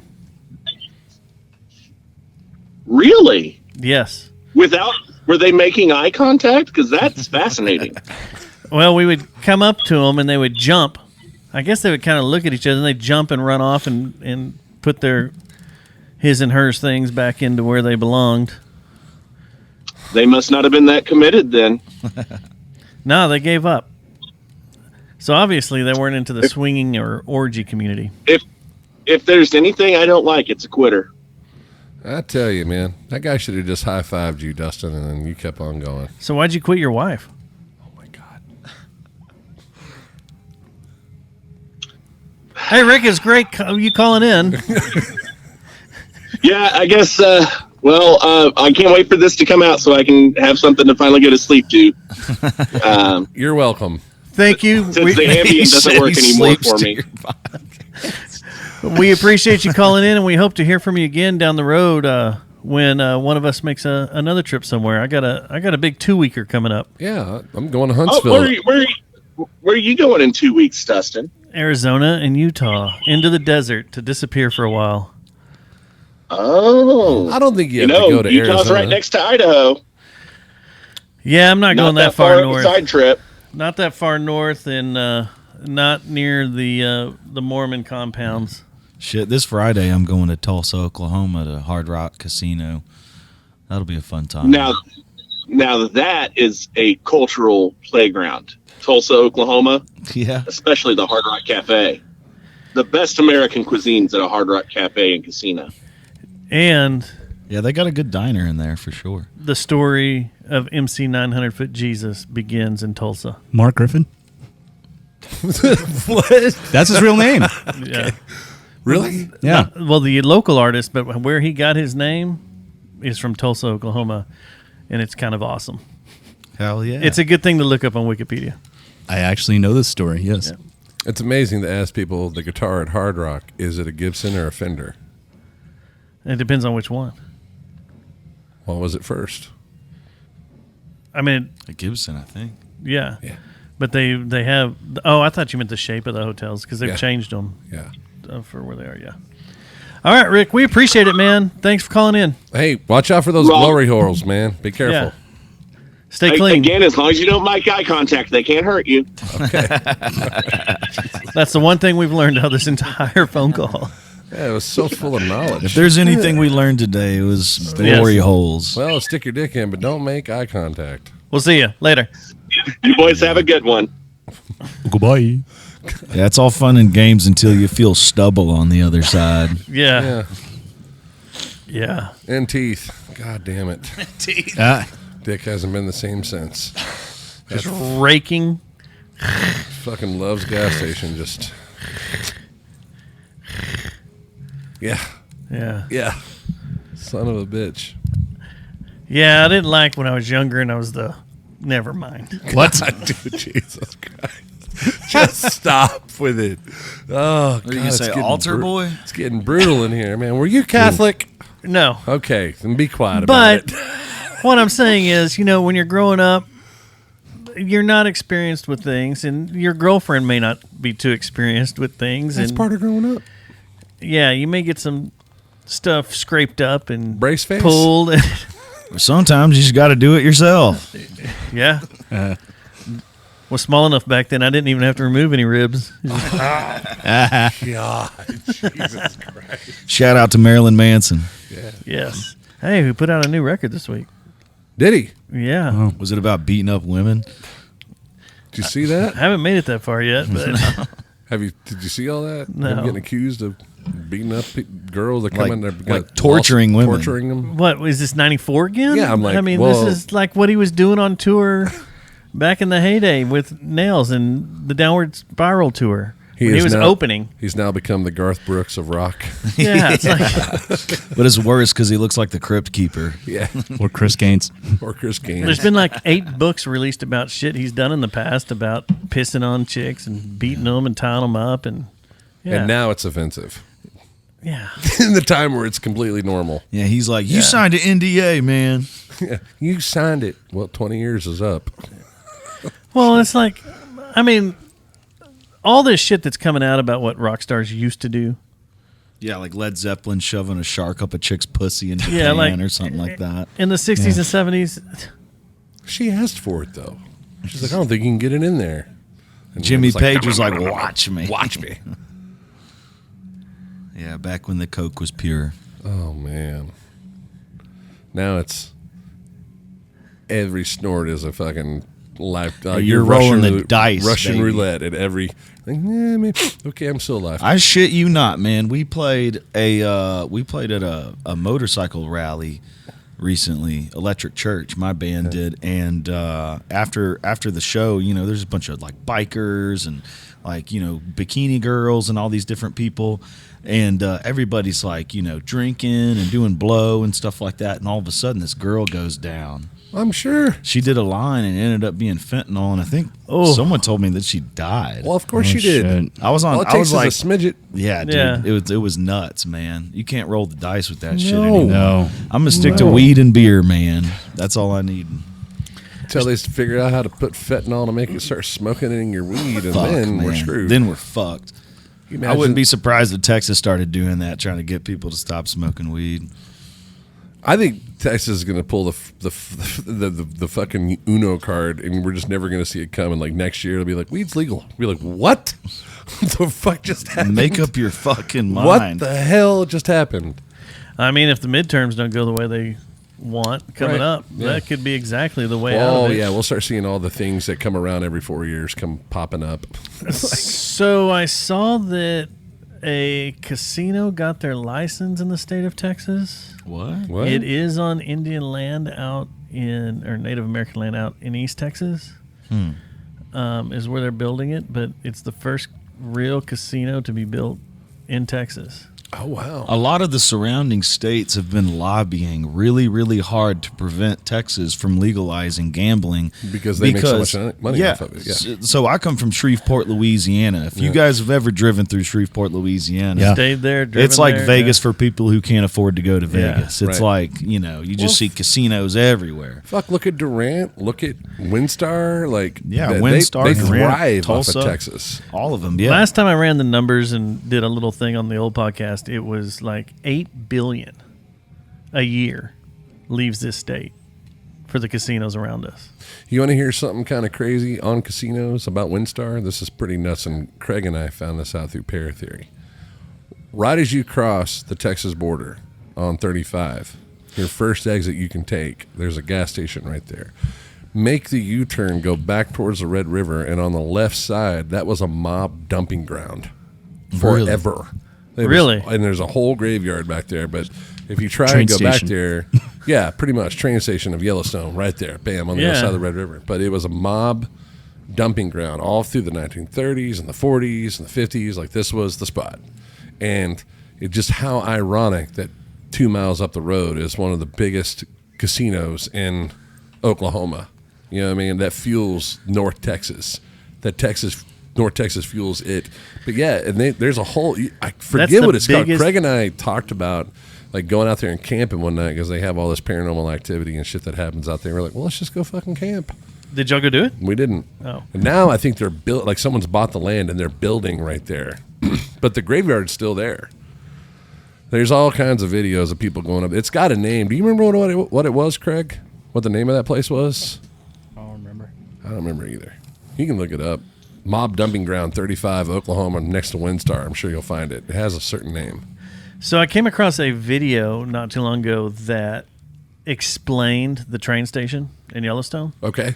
That there is literally like along the western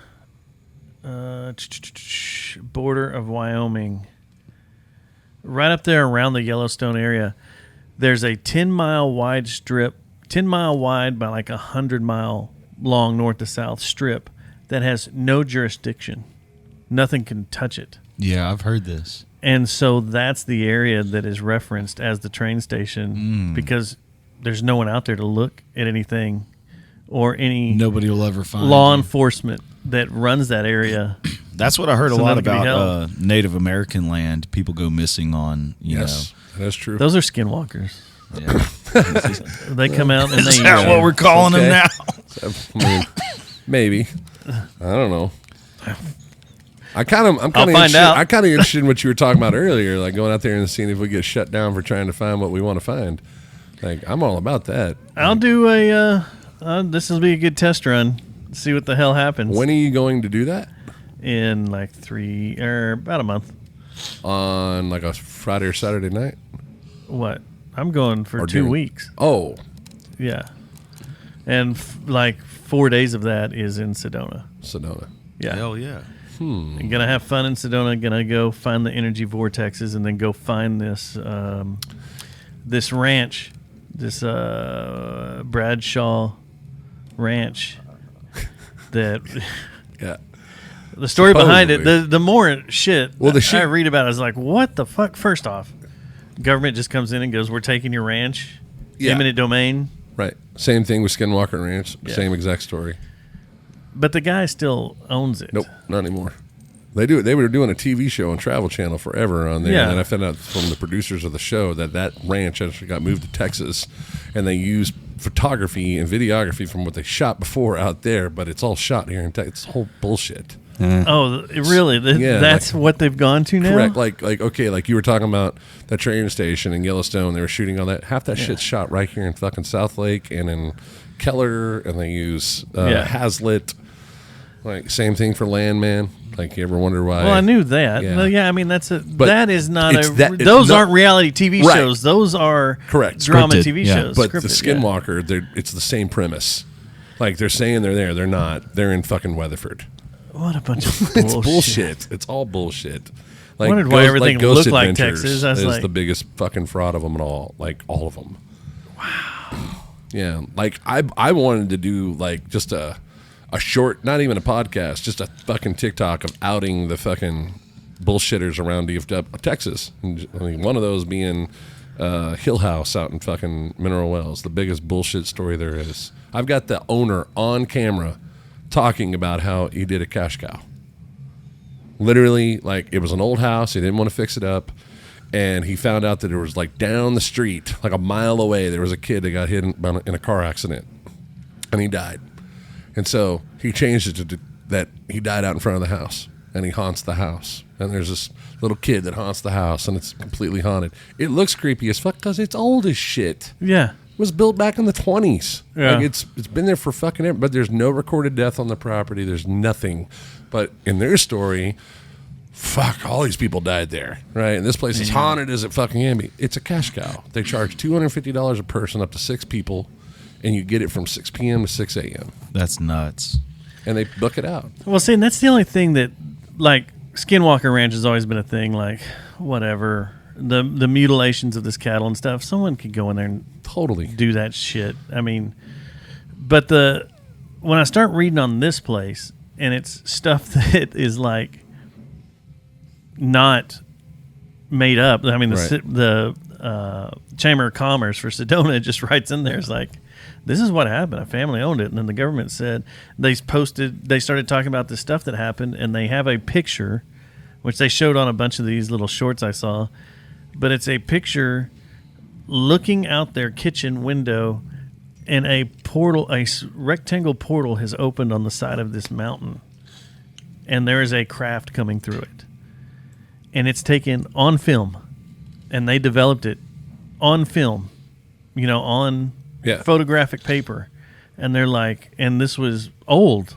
and they've had it forever. 50s or the 40s or something? No, it was like late 70s, early 80s when it happened, and they've got it, the photo, and then the family just kind of kept everything quiet, from what I've seen. They were probably they've told, kinda if you say anything, we're going to kill every last one of you. It could have been, but they were they didn't let it known to people around them or locals or stuff. But then it started coming out, like people started talking about like all the shit they see out there. That's nuts. What's the place with the big owl where all the government go? There's the supposed secret place. That's Bohemian Grove. Yeah. Grove. Have you seen the guy that's in California? Going Moloch, into that town and going into bars and be like, you ever go out to I mean, he's just flat out asking, you ever go out to Bohemian Grove? And they're like, hell no, man. You fucking get shot going up there. Don't do that. Well, shit, Alex Jones, he's the one that outed it. Yeah, he outed it. He broke in there like, the early 2000s or something. And swam in there with another guy and got all that video footage and stuff because no one believed him. Crazy. All the shit was just on. He was on YouTube forever. And he was just walking through it, going into these like the lunchroom and shit. And all the power was on, and nobody was there. Crazy. That takes some balls. Yeah. Same thing with this place that you're talking about. Same thing as like they fenced it all in. There's a bunch of hiking trails and 4x4 trails that go around it or up to it, but they fenced it all in, and people sneak onto it and do video and photos and stuff. There's a windmill out there that supposedly has a bunch of psychic energy around it and crap that they take out the traps. I've seen people take out the talk boxes, whatever the hell they call them. Yeah. The demon box. That's a musical instrument, Yeah. but that's badass. Yeah. They keep trying to get me to buy one. They're expensive as shit, but they're awesome. But they take out the boxes like y'all had, and shit's going off. Yeah. And they started talking to people through whatever that one is. Yeah. Are those called like the Forever. EVP machines or something like electronic voice phenomenon? It's just a machine? tape recorder. That's all Right. it is. No, It's literally just a fucking digital or tape. You're picking up frequency, something talking that you can't hear with your own ears, kind of deal. Are you talking about a PS device? PS device is what you're talking about. Where he's got one that uses like a library, but it's using EMF, and its theory is it's choosing words, but it's, like when you're talking to it, it's saying it's talking in what you're talking about. But even those, I'm still kind of whatever. I was always real analog with it. Things that had to be touched, or something that was completely natural, like not digital on the phone, but digital on like on a recorder, like a reel-to-reel, like a little tape. And you pick something on there, and it's only you and another person in the room. Different kind of story. But we'll have to get off on that. Well, it's weird. Like that whole area, like, is known for like the vortexes. There's vortexes around there, and you can see them. You can physically see them because of the way the trees grow, and the way it makes them twist. These like cypress trees twist or whatever, or they twist as they grow. twist away, or they twist towards, depending on what the vortex is. Huh. There's masculine and feminine vortexes, and people have gone out and marked them with, big rock layouts or whatever, but they say like when you go in them, you can feel an energy of some sort. Sure. And depending on what type, if it's masculine or feminine, you feel different. One will calm you, one will amp you up and make you more creative. Right. But it's not like just, 5 or 10 people talking about this. It's like a whole bunch of people just travel to Sedona to go to these and to relax and to. There's a place in it's in New Mexico. TJ Broskoff was telling me about it. It's a place that the natives go. They tell you like don't. The natives won't even go there. Shipwreck. That's it. Yeah. He was like, got to go out there and try and do it. And I was like, I am not about going on native land and trying to fuck with anything, period. I actually thought you were talking about the cruise where bands play Shiprocked. No, it's just Shiprock. It's a big fucking I've been out there. Mountain. I've got photos of it. We drove deep into native land. Yeah. So that I could shoot it. And it's gigantic. Yeah. It's the crazy, and it's just out there in the middle of nowhere. Yeah. And gorgeous, but I have never. I felt weird going out there just because of it being native land. They won't let anybody climb it because someone died, and they think it screwed up the spirits that supposedly rest in it because it's Navajo land. Craig sent over that place we were talking about in Oklahoma. Yeah, it's Brown Springs Cemetery, Oklahoma. Oh. Yeah, that's got all the. A dude did a story on it talking about all the shit. It's right. I mean, we pass by it all the time if you're going to Oklahoma. It's right there, but it's off in the sticks. Like they tell you got to have 4-wheel drive to get back there and all that shit. I'm like, well, fuck, let's just go. Well, that's what I'm excited about. Yeah, you have to get That's off why I'm road going. and go back there. There's some videos too, man. But goddamn, I can't help but laugh when I see this shit now. These like extreme camping videos, and I laugh hysterically because it's some fucking Yahoo in a tent that he can't see out of, and he's by himself. He's like, "What was that?" I'm like, "It's a fucking forest. You're sleeping in their home, homie. Like it's probably a skunk or an armadillo or, you know. Craig, if you want to bring up my computer, that's it. Yeah. That's Holy Shiprock. shit! Oh yeah, I remember this picture. It's the throat of a volcano. So this would be the center of a volcano growing around. They say it the Where normal is what this? you're used to it. It's Shiprock, New Mexico. New Mexico? Is that So- north or south? It's on the Like the northwest. northwest corner, I think. Yeah. You go towards Four Corners. Man. Now, if you look, like we're pretty far out. There's a building right here, or a. It's being stupid. This is a tank with a windmill. With a windmill, yeah. You know that windmill's 20 foot tall or whatever. So Jesus. you're seeing this throat, and if you look, I used to could find it pretty quick. It won't let me move around, will it? Dang it! There's a van in here somewhere of someone just right up here underneath it, and I was like, "Holy crap!" I don't see it. It may be in a different shot. But the size of this thing is just ridiculous. Wow. And that's it from the road. And it's got this. Did he pull me down? Y'all, It's so got this y'all, long thing. y'all have both of y'all have rehearsal spaces here, Electric Church, and are y'all in the same room? No. Hells Half Acre has their own room, and Electric Church, we rehearse out of that Operation Rock the Troops thing. Oh, That's yeah. the charity that we run with, and we got a pretty sweet ass setup in there.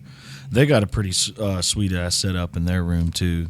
It's all like hard rock posters and metal posters and like, you know, horror movies. It's all black light and it's pretty sick. Have you heard the stories about the building we're in? No, all I know is I that it think- used to be like City Hall or something. Christian's told me some stories. Yeah. I forget what, but like a year ago he told me a couple of them. Yeah. There was a lot of suicides in this building. Lots. What, from like prisoners or Nope. From people that worked here. Employees. really? Employees. Like platinum employees? No. No, city like employees. City Hall employees. Cops. Yeah, please.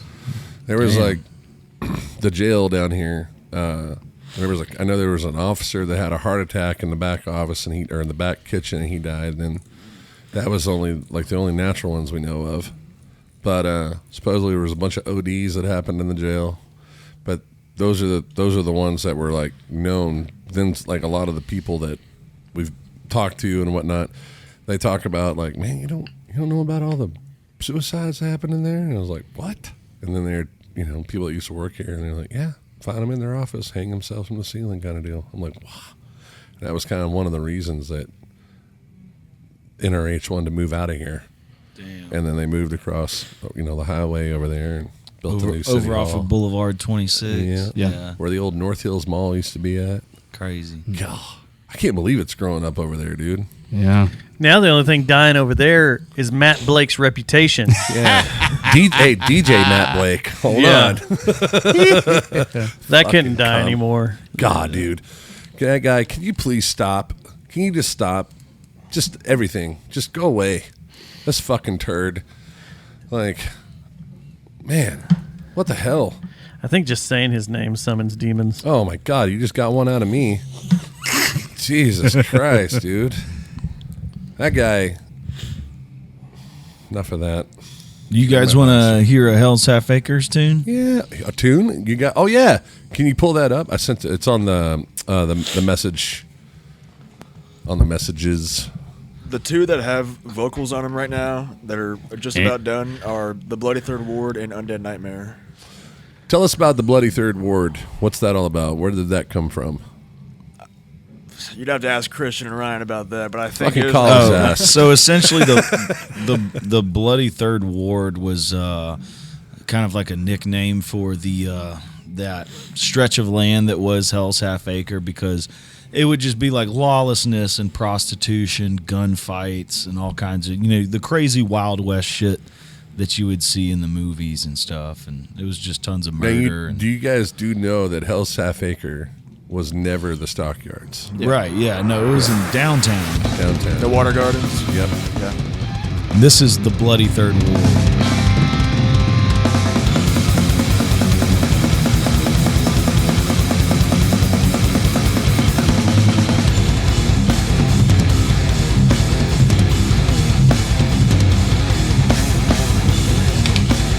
this was recorded over at Session Works? EMP. Oh, at EMP, okay. A brutal homicide where you reside, died by the sword. The future in your eyes lay where it dies to claim a reward. I get a certain feeling when I hear you screaming back. You can definitely hear the Pantera influence. Welcome aboard to the bloody ward. Better shot me tonight. Wow! Get ready for war. Shut down in the bloody third ward. You're gonna die. Where are you guys recording this at? EMP Studios over in East Fort Worth. Okay. Welcome to the West, my gun at your chest. I'm living to die. 6 gun loaded, my bullets explode. Who recorded it? Who was it? Matt Poole Butler.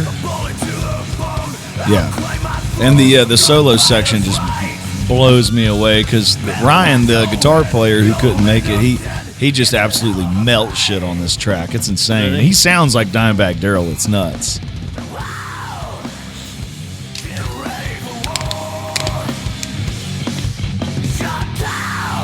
Your bass sounds really good. That sounds cool.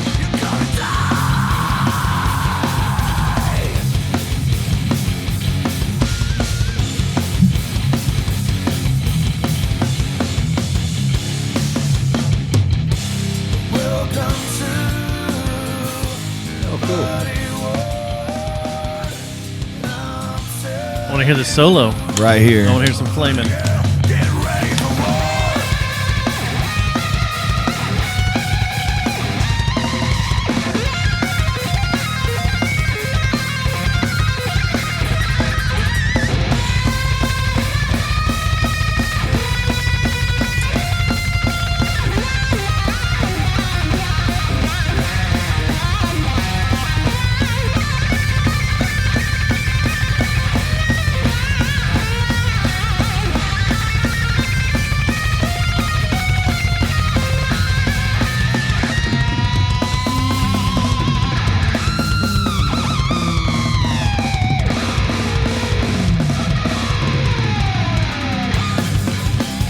Yeah, Ryan. Nice. Yeah. That Christian, was he in, by any chance, was he in Drumline when he was I younger? have no idea. I have no idea. A lot of upper body. That's what I was asking. Maybe Yeah. he was in Drumline. I don't know. I would guess not. He doesn't seem like that type, but I know his some of his influences big time were like Vinnie Paul, Tommy Lee for sure. What's the name of the dude from Slipknot? Joey Jordison. Joey Jordanson for sure. Yeah. I want to say the Rev Rest in is peace. another one. Yep. Yeah. Also, rest in peace, the Rev. Yeah, the Oh, yeah. Rev Yep. for sure. Yeah, Jim Sullivan. Is it coming from what you do with Electric Church and then being able to open up like this in Hells Half Acre for a vocalist? Are you still getting used to it? Yeah, for sure, man. Because for the longest time, like I'd be playing like acoustic gigs out in the Fort Worth Stockyard singing fucking country songs, Right. doing like Tennessee Whiskey or Wagon Wheel or some shit like that. And then I go to my band, Electric Church, and we do like, Mississippi Queen or some like hard Right. rock shit. And then I go with this band and I'm like, oh, I'm just Yeah. screaming my freaking head off. It's definitely made me a more durable singer for sure. Sure. Like singing so fucking hard all Yeah. the time, Yeah. because it's something that you really got to like, kind of get used to. Because Totally. the first couple of rehearsals that I did, I just completely blew my voice out. Sure. And I was like, shit, man. But now you kind of like get used to it and you learn how to control it and really, Bobby Amaru of Saliva, he did a deal. It was when he was talking about the thing because he did him and his daughter started doing all these videos on TikTok, and he was talking about there's this thing he did with 30 Seconds to Mars, and him and his daughter sang one of the songs, but there was that one that got really popular, and then the one where he had to scream the part. Sorry, it was Chester Benningfield when he did Linkin Park's Scream, and it was really long, and people were like trying to see On if he giving up. Yeah, he Yeah. did it, but he did it live. And people were like, how the fuck are you doing that? Like, him and his daughter got invited to go with Linkin Park and try out as the lead singer and this whole thing. But he explains to vocalists how to be able to do that night after night without losing your voice. Yeah. And it was really cool. It was really, because a lot of guys think scream, and then they blow their vocals 2 nights in or 1 night in. And they're like, fuck, I can't do any more shows this week. But then he's showing you like, no, there's a way to do it, but you're seeing with a disguise, but it sounds like you're screaming. And I was like, Right. Oh. Yeah, it's like Fry screaming, but you're not like actually screaming. correct. Yeah. God, to think if Chino knew that back in the day before he just fucking and blew his chords. Shit, I'm scared that's going to happen to me. He still one day, sounds man. good. He still sounds good. He just blew his chords completely. What are you listening to? Chino from Deftones. Yeah. What album are you listening to? His that's newest a little- album that they released, I don't think is good at all. I think the music's great. I think the vocals He are sounds terrible. fantastic on it, and the crosses stuff Can't stand sounds it. It's fantastic. me personally, though. I It just can't doesn't. stand It sounds just like the early stuff. But yeah, he blew his shit to 9-inch. I mean, it's gone. I mean, I've seen him. I've shot him live 4 times. Yeah. And he sounded great every show with crosses and with Deftones. That's so I cool. don't know what's. Yeah, I don't know what you're getting at. That kind of blows my mind. He blew it. I mean, he talked about it. Yeah, he's talked about it, but he Yeah. brought it all back. He Yeah, had I a lot mean, of work done. He had a shitload of work done. Yeah, I'm saying. You want to before see that someone that's happened- fucking sad right now? Yeah. Go look at the residency that John Bon Jovi just did at Madison Square Garden. Oh, I've heard his voice is sucks. He had to cancel. Struggling, too. He had to stop a show like 8 songs into it and rescheduled it. And then the next, when it was rescheduled, he couldn't sing through it. But he went through a whole ordeal where he had a massive operation done. Yeah, well, that's a lot of these these guys that were the kings back in like the 70s and 80s and 90s, like Brian Johnson from AC/DC, Axl Rose, Vince Neil, Sebastian Bach. Vince Neil for sure. Well, Vince isn't singing anymore. Fuck this Motley Crue. Yeah. Fuck Motley Crue for coming back after signing that contract that they were going to be done. This band is That a was just a fucking hoax. joke, Dude, now. I shit you not. I've got a fucking T-shirt in my drawer at home that says Motley Crue Final Tour 2013. They signed that contract, said they were never going to do anything again. It was said and done, and then they ripped it up and came back, and now they're not even playing. Yeah, it's just Nikki, backing tracks. It's all backing tracks. Yeah, it's honestly, it's a fucking robbery. That should be illegal. Who I feel bad for is John 5. Yeah. Playing guitar for him, a complete fucking badass that's playing to 3 guys playing tracks. It's only really worth going to see him play John 5. Yeah. Yeah. And Tommy Lee's playing the drums, of course. But there's so much stuff in their set now that's electronic. Yeah, it's so and electronic doctored kicks up and now. electronic drums. Yeah. That he's just he is playing, but he has backing tracks too of the electronic shit. And say what you want about Lars Ulrich, but Metallica still plays. They do. They play. Yeah. They do. Not through amps anymore. They are fractal all the way. Or Are they? Kemper. Yeah. Kempers? Yep. Damn. Yeah, but they're able to use their sound that they created for those songs, Right. And they're doing it dead on the money. So and look what they're touring with. correct. I mean, you've got 14, 18-wheelers of shit. and you've got 16 towers of speakers. Correct. It's going to sound good, and Yeah. that entire underside of the stage. So I think the way, if I read it right, Kirk and James, the way they have it all midied out on that stage because they're walking around. It's just wherever they walk over to, they're just able to turn on a button and it switches over. Like it's the same pedal board, but it's just switches, and then they have it by the set list, so they just bank up or bank down. That stage setup for 72 seasons really confused the shit out of me because I was like, how? Yeah, I was there too. How do y'all even do this? Because like, I swear I was kind of drunk during the concert, of course, naturally, but like I would see Lars playing drums over here. And I'd kind of like look and talk to my friend and be like, yeah, dude, fucking Master of Puppets, just wait for this shit. And I'd turn around and the drums are over there. And I'm like, wait, what just happened? Yeah. And I saw that they had like 5 or 6 different drum sets that would rise out of the floor. I was like, that's sick. Fuck yeah. Well, I mean, when you're on that, who else is we brought this up, I don't know what, 5 shows ago, like who's going to be the next Arena metal band. Arena metal band. Like, who's going to be that rise to the occasion? Hopefully, Hell's Half Acre.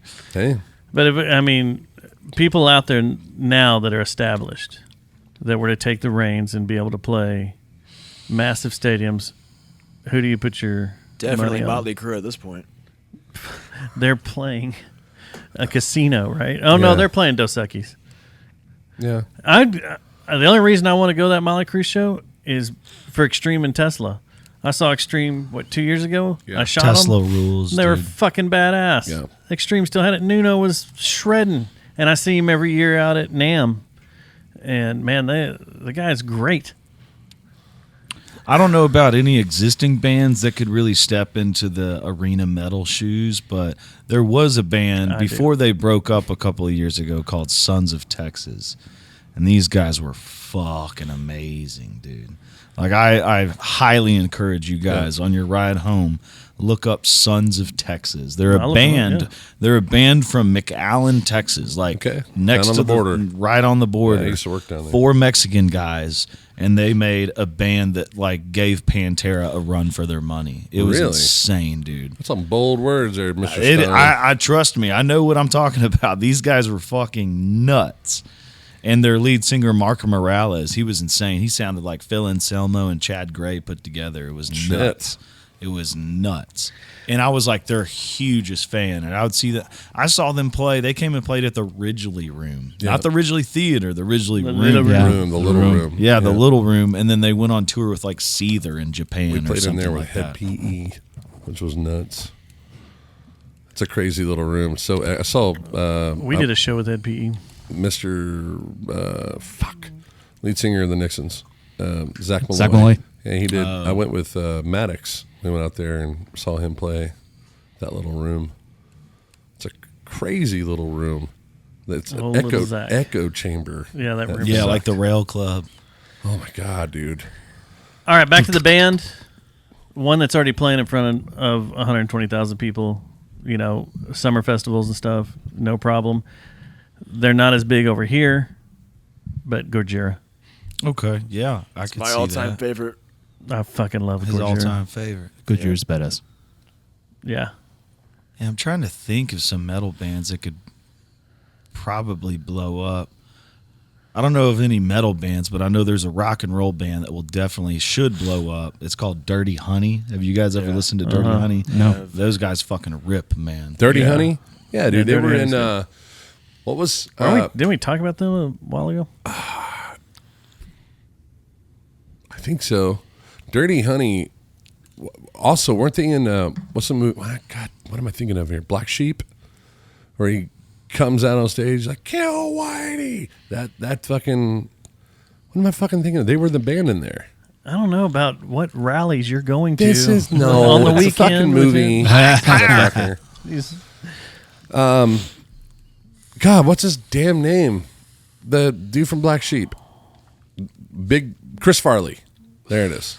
Oh, the movie? The I movie, thought you were yeah. trying to The quote a band, the band Yeah, I was was like- playing that. Dirty Honey was playing in that movie. That was the band that was in playing. Black Sheep? Yeah, I believe so. No, Dirty Honey came out in 2019. So what? Yeah, what's, they're brand new. Then what? It had to. God, now I'm gonna look it up. Yeah, Dirty Honey's from Hollywood. They came out in 2019. I discovered them when I was on doing a tour through like Iraq with the military, not through music, but I heard one of their songs "When I'm Gone," and I was like, "Holy shit, these guys rip!" And they've been putting out nothing but fire since. I've met them and hung out and drank with them a couple of times whenever they do come to the Dallas-Fort Worth area, and it's a lot of fun, man. Yeah, I heard of them from Layton. Yeah, they're great, man. They're solid. Mud Honey. God, that's what I was thinking of. Mudhoney's been around Yes. forever. God, Lord, I was getting Yeah. mixed up. Yeah. I love Mudhoney, but fuck them. They piss me off. Last time they rolled through, they was supposed to shoot them, and something happened in Austin, and they're like, we're not playing Dallas. Everybody else did. It was Jesus Lizard and someone else. But yeah, I was pissed. Because I hadn't seen Mudhoney in forever. I wanted to see them. What? So fuck them. Where can people find you guys at? What's all the socials and the medias and all the things? It's all on the website. Yeah, Which is hellshalfacre.net. .net. Yeah. Okay.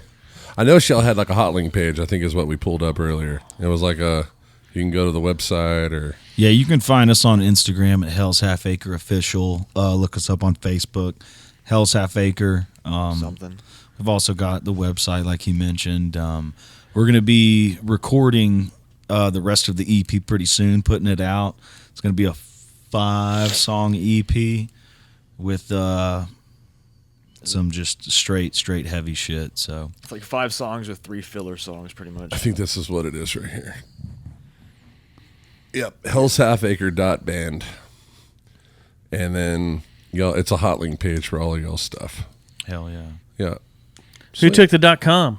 Whose legs do we need to break? Yeah, you gotta buy it, Dope. I guess. Let's go hunt them down. I'll buy it. It's like $15. Well, hold on. See, this is the hot link page. that So you one's click like on Well, as far as I know, Yeah. I think they have like 2 different websites that they've and then had. hellshalfacre.net. So that is a hot link page. Oh, there it just you go, it just yeah. links you. It's all That across one's the top like there. one that I made a long time ago that I never finished, so that's just... That's a good way to go, though, man. Like the hot link page is actually We have a different one. The one that you have pulled up is just a random one I never finished. Well, that's what's linked to your.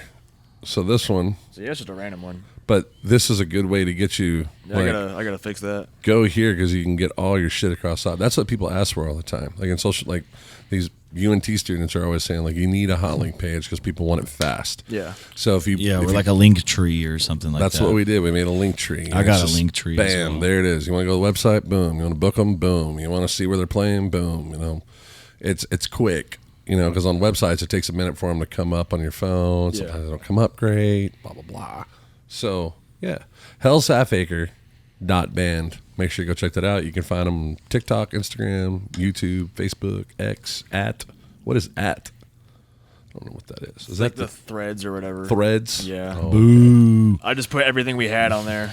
You guys have a Threads page? That's just a Hey, link to the Instagram. Yeah, the Instagram just automatically posts to it, so why Yeah. not have it? Oh, that makes sense. Yeah. I never post on Threads. I never do either. It just automatically does it for me. yeah. Yeah. You guys got any shows coming up around the corner? Not at the moment. Right now, we're more focused on just recording and getting this EP done. That way, we'll have like a nice packaged product. No, y'all we are can- going to be playing O'Shea's, right?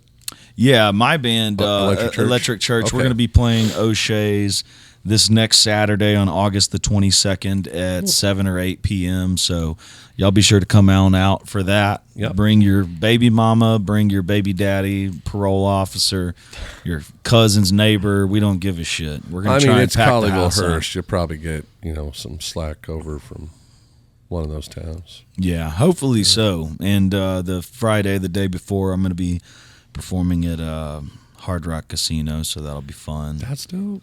Yeah, man. it'll be a good time, man. But yeah, keep an eye out for Hells Half Acre. Follow us on social media. We're going to be posting some show dates here pretty soon and getting the ball rolling. All right. Badass. What about you, Dustin? Any plans for you? So you're going out of town. When are you going out of town? Oh, that's a while from now. That's a while We're good. from We now, got okay. we got shows between now and then. I was like, man, we just got But- the group back together. You need to hold on one second, Oh, Pat we're not going Sajak, anywhere. We're not going anywhere, pal. because we got 2 things we need to talk about. All right. Lay it on me. First, your upcoming sex change operation. Yes. Not really. There is a place that is dearly beloved here in North Texas that needs a little help. All right. And if you grew up in the Keller area or North Richland Hills, North Fort Worth area, this place is called Tornado Terry's. Tornado Terry's. Oh, shit. I fucking love Tornado Terry's, man. Well, they are struggling right now because of the way Golden Triangle's kind of cut around and bypassed them and everything. And then COVID, they've never really caught back up. And there's a big fear that they're going to be closing. Oh, Man. So they're all hands on deck. If you can, go up there, hang out for a day or for a little while, go play some games, Yeah, dude. visit them. That's an institution I'd hate to see closing. Yeah, Totally. me too, man. That is the oldest free play arcade in Tarrant County. No Yeah. doubt. Yeah. I remember going there as a kid, and I was like, holy shit, this place is awesome, man. Yeah. Oh, shit. And it's still great because I did a photo shoot up there not too long ago. And just walking back in there, you get all this nostalgia, and you're like, man, it's still great in here. And Fuck. that's yeah. the one place where everything seemed to work, too. Yeah, dude. Yeah. Unlike putt-putt. Unlike North Hills Mall down there in the fucking tilt where everything was broken. No, that was Challenges in the North Hills Mall. Northeast Mall was Tilt. Yeah, Northeast Or Mall. Northeast Mall. And I remember Well, fuck them both. I remember Tornado Terry's being like very, very like affordable too. Yeah. It is. As opposed to Yeah. you go to a place like nowadays, like Free Play. Free or you Play, go to, yeah. like, Well, all Dude, them Free are Play, closing. Are they? The one in on Magnolia closed. No shit, really. Yeah. I didn't What's know that one on that's over Arlington's in still open. shit? What's it called? Cidercade. Y'all ever been there? I haven't been to that. I've been to the one in Dallas, yeah. I've been to the one in Fort Worth. Yeah, they got one in Fort Worth, and About it's the old pretty Lolas? cool, but it's so damn expensive. Yeah. And that's the Last time I problem. Yeah, is that how expensive those places are. Last time I was at Cidercade, there was like a group of furries that walked in. Oh fuck! And you joined them? Dude, I took a picture with one. You did? That's awesome. Got a boner. It was weird. Walked away. Weird feeling. Dude, we played a deal out in Dallas at the fucking ball, whatever, Reunion Tower. Mm-hmm. And Corey and I had to go. There was like a private deal we had to do up there.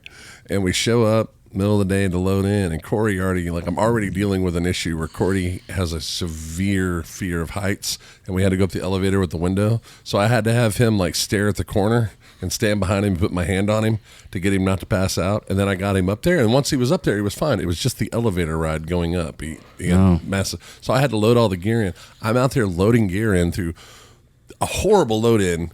And I keep seeing these furries walk around. I'm like, what the fuck is going on? Like, it's early. I'm like, it's a convention. Yeah. Oh, shit. Hell no. And when we got done playing the show, there were thousands of them. They were just everywhere. I was like, Jesus. oh, fuck. All right. Well, I want to. meanwhile, upstairs, there's an oil party going on. I want to get off the furries for a second and go back to Tornado Terry's because Yeah. if you look online, you may freak out and think it's closed. But they were set to have an auction, Okay. and the auction I think was supposed to be this week, but they called it off because the owner wants to keep trying to keep it open. Yeah, man. So if you can go up there, visit them, hang out for a bit, Maybe we can put Take your together family, some take your kind of, friends. like- Yeah, they had an anonymous donor that was gave him a pretty generous grant Yeah. too. Fuck yeah! Maybe we should put together an event for them or something. little party up there. Yeah. Let's do it. Could probably do Why it. not? Let's Save fucking Tornado do it. Terry. Yeah. Well, Terry's passed. It's his wife that's running the place now. Save Empire Records. Yeah. Damn the man. Save Damn the the empire. man. The other thing that we're not going to save that is now public knowledge. Okay. Fuck you, Coyote Drive-In. We'll see Yes. you later. No shit. What happened with them? So They're shutting down. Yeah, we were supposed to I'm be familiar, putting but- on a massive event. We've been planning for 8 months, and we knew that it was going to close, but we couldn't say anything about it. And we have been like Sarah, our bass player's wife, had been working really hard on this, and we had it set up with like Royal Sons and Cutthroat Finches to come in and play the show, and we had a car show set up. This whole thing was supposed to happen in September, and then we go down to sign the final paperwork, and they're like, we've lost the lease, and we're not taking care of the insurance for it, so someone else is going to have to pick it up. And what's we were like, what the fuck? What's odd about that Oh, story shit. is that even before you even said anything about this event, Right. I had already heard they were closing on Labor Day. Oh yeah, no, we knew that they were closing. I already knew that, so Yeah. I was like, how are they going to have this fucking event afterwards? What they told us, and they told the mayor of Fort Worth, and told everybody, is that they were keeping it open for this event to be the last thing that happens at Coyote And Drive-In. you guys were going to perform there? Yeah, we were calling it Deadwood at the Drive-In, and we were having bands come and play and doing a car sick. show. It was And gonna be furries. and furries. Fuck. And we were doing it for Paws in the City. And they're so just we were like- doing for like dog, like to save dogs' lives and shit. And they're just like, never mind. Yep. Pretty much. When it Yeah. came down to like the final paper signings. And so now we've moved it to October 31st at my stomping grounds on Halloween. See, nice. and I had heard through the grapevine that they already shut down all the deliveries and everything they were going to be getting. All the films they were going to be getting was already done Yeah. to Yep. meet this deadline of Yeah. Labor Day of closing. So Yeah. there wasn't going to be anything new there. They were just wrapping it all up. That's like Totally. the only drive-in left in No, there's Fort one down Worth, on right? 40. Well, in Fort Worth, yeah. There's one in Yeah. Ennis. There's one in Granbury. Yeah. Granbury. Yeah, that's not too There's something far. else. You want to hear a spooky one, man? This is kind of cool, and it's you have to kind of dig hard to find the reports on it. But it ended in tragedy. It was in Grapevine, South Lake, right on the fucking border, right there. Where all those different color buildings are at as you're going into South Lake that have been there forever on 114. You know what I'm talking about? What is that area called? It's right before Trophy Club. But Westlake? Yeah. Westlake? Solana. Yeah. Okay. So if you're coming out of Grapevine, IBM, the old and IBM you're going plant. in right before you get in there on the left side, there was a drive-in right there. And they did it to where instead of like the traditional drive-in where you park in front of the screen and look at it, you're parking in front of the screen, but they did it like a stadium, stair-stepped all the way up. And it had like a guardrail, and you'd pull your car in sideways and you'd watch from the side of your car. And then when the movie was over, you pulled out this other way and went down the hill, right? So it was like stair-step going down. Until one night, a jealous husband drove to the top of that thing and drove his truck right off into everybody and just plowed them all the way down to the bottom of the screen. Like 17 people ended up losing their lives. 14 were fucking severely hurt. Did his wife live? Nope. And they shut it down. Should have eaten a salad. And it was stayed up there forever. In fact, I think that's horrible. Get that bitch a salad. I'm not 100%. Hello. Oh. I'm not 100% sure, but I think it's still, remnants of it is still there back in the woods, if they haven't built over it yet. No, I think it's all been built over now. Okay. Yeah, there used to be some stuff back there, but because I remember when I was there, and it's not anymore. Yeah. Did you ever go to the Haltom City one? We used to have a drive-in right here on 26. Yes, by the as you went up. It's now apartments. By the high school. Yeah, Yep. on the backside of the high school. I saw Raiders of the Lost Ark there. Oh, really? Yeah. Jesus. No way. And then, I mean, yeah, I was Like when it was new? Yeah, I was like 5, 4, Oh, 6. shit. It's not that fucking old, Josh. I was like 4 or 5. And then the other one that was fun in Haltom City was at 28th Street and Beach. There is a graveyard on one side, but on the other side, there's like some new houses and stuff. I know exactly what you're talking about. That was the porno drive-in. Yeah. Really? And they showed adult movies there. In a drive-in? At a drive-in. And the reason it stopped is because they started building houses back there that could see the screen. Just open your blinds. And Free shows, yeah. Yeah, but it was an adult drive-in. The one that got yeah. me was back not so long ago, like 15 years ago, maybe even less, but all up there at Alliance, where all that shit is from Heritage Trace and up to Golden Triangle, the only thing that used to be out there was Regency was the newest thing. Right there on the corner of Golden Triangle and 35 was where they had Regency to build all the custom vans and mods. Yeah. But next door to that was the Triple X porn shop, and behind it was the titty bar that was in a double wide trailer with big neon sticking up in the background. That's long. The buildings are actually still there, but it's just not a titty. It was Showcase 2. Yep. Are you saying there's a Regency? Is the Regency workshop still up there, or did they go out of business? They went out of business. Now it's like some That's what sort I of. thought. Someone else owns it. Yeah, somebody else owns it. Napide or something. Because that's like my favorite thing to collect is those fucking Regency vans. Yeah. And just kind of like, swap out some parts and deck it out, put a new flat screen TV in there. You could sell it for an extra $3,000 just for those couple of You can upgrades. go right down to fucking. We're going to have him on the show here soon. Alan Sturgeon, who owns it's the Impound Yard, Junkyard, and Hangman's House of Horrors down there. He's got like, I don't know how many Regency vans sitting out there. Really? Yeah, so you can probably make a deal with him. I need to fucking talk to him. It's probably what he's doing is parting them out. Oh, no, don't do that. Well, I mean, it's kind of like, I had one forever, and we blew the fuck out of that motor. Yeah, I And blew so my motor on my first one. I bought a second one. They are not made to pull a trailer. Don't fucking do it. Yeah, they're not. I mean, I had a E150. It was like a 2006 or something like that.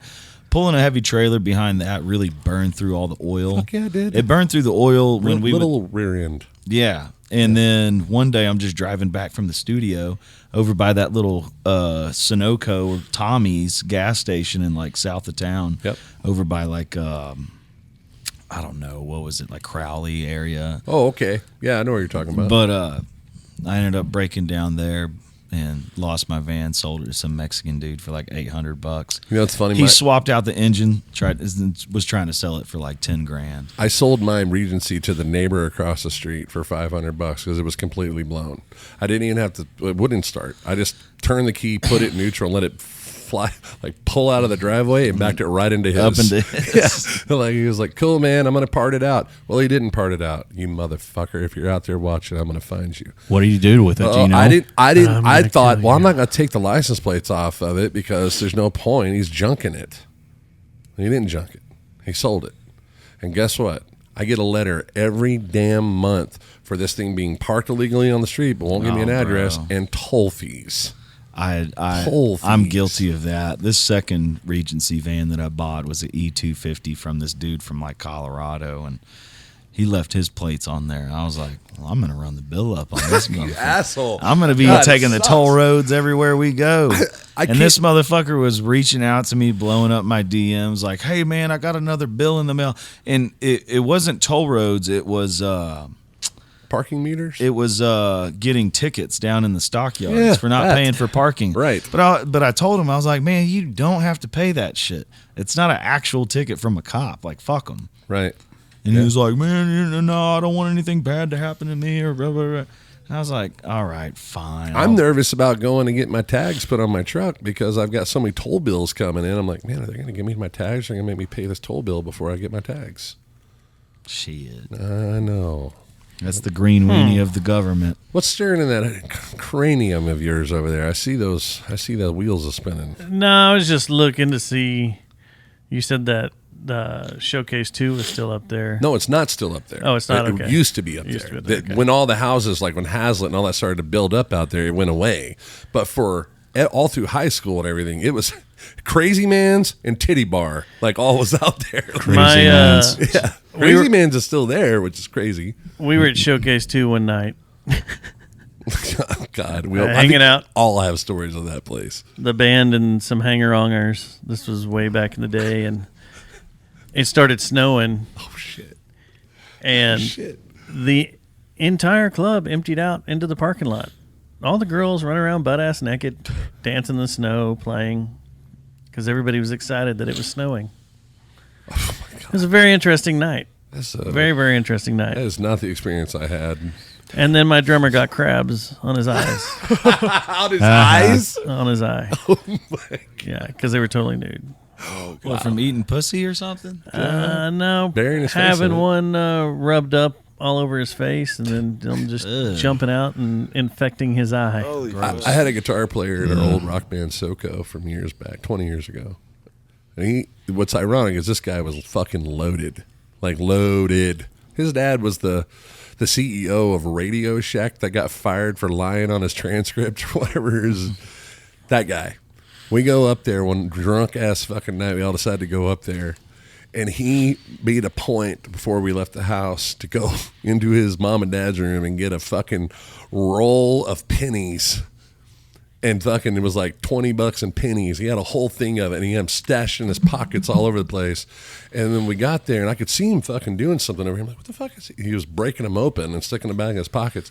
And he just grabbed a fucking handful, and he threw him at the bitch on the stage. He's like, dance, bitch. I want to see some tits and ass. And I was like, what are we doing? What are we doing? Like, I'm freaking out. And, man, we got thrown directly the fuck out of that place. I'd imagine. Yeah. I got thrown out of a strip club My in money's Dallas. not worth it. He goes, you're not copper, bitch.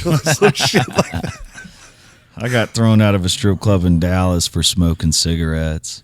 What? This was while in Dallas County, you weren't allowed to smoke cigarettes indoors. But in Fort Worth and Tarrant County, you were. Right. This was back when you could still smoke cigarettes in restaurants. You could smoke in the bars and the stockyards and all that. And that's what I was used to. I would go to like strip clubs and smoke cigarettes and, whatever the fuck, like no big deal.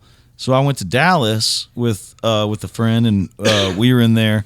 And we were lighting up cigarettes, and it was, I think it was like Tigers or something like that. Some seedy, just nasty ass fucking strip club. Baling wire holding on to the titty pole. Yeah. And I'll never forget this shit. I lit a cigarette, but all the strippers in there were like fresh across the border Mexican women. They didn't speak any English, so they would take the cigarette out of my mouth and put it out. And I'm like, the fuck was for? And I'd take it again and light it again. They're like, no, and they'd take it out, and I was just kind of drunk. I didn't understand what the fuck they were trying to say.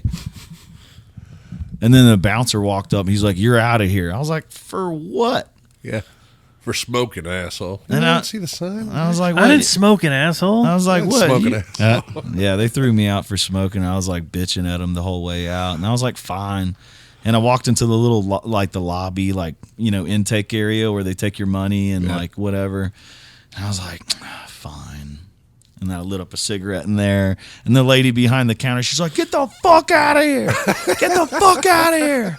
I was like, "Damn, lady, shit." I got thrown out of the clubhouse for blowing in a girl's butthole. I remember that story. Yep. That's kind of funny. Just like, wow. Was it soft or did you go blow hard?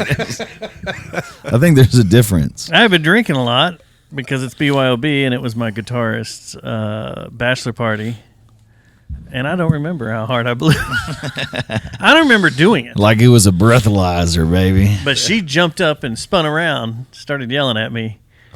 How dare you? I started going nuts, and then the Did you bouncer, say, well, it blew at me? as she's yelling at me and everything, a bouncer walks over and goes, "What's the he blowing in my butthole?" And I was like, You're waving it in my farted at me. I face. was blowing it away.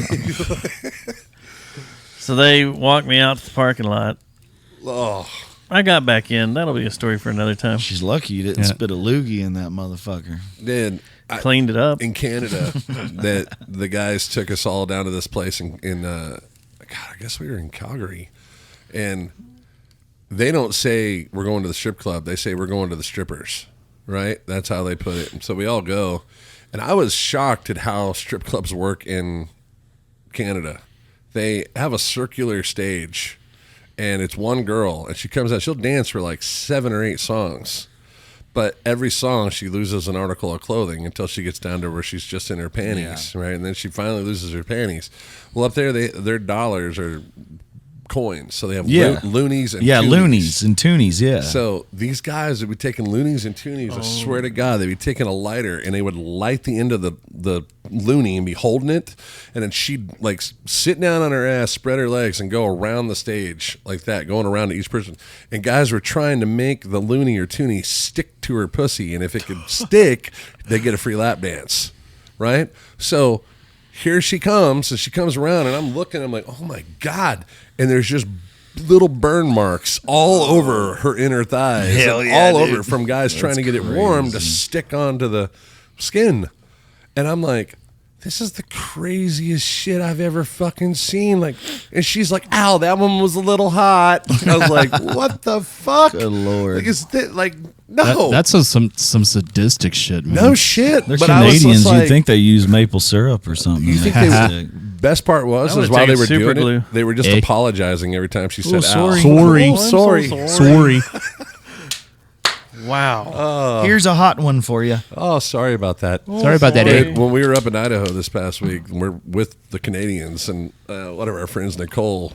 We went down, like drove the boat down and went to this burger shack. The boat. It's on the lake, and we're all sitting there cracking up, having a good time, laughing. And there's like families eating around us, and we are just being unhinged. And Nicole, as she was getting up, she like backed into this mom that was like had her daughter by the hand, and I swear to God, she goes, "Sorry, I apologize." So I'm like, did you just apologize and say I'm sorry at the same time? She's like, I know, I can't turn my fucking Canadian off. But she kept doing it. She's like, sorry, I apologize. So I'm like, what? Stop that. Stop.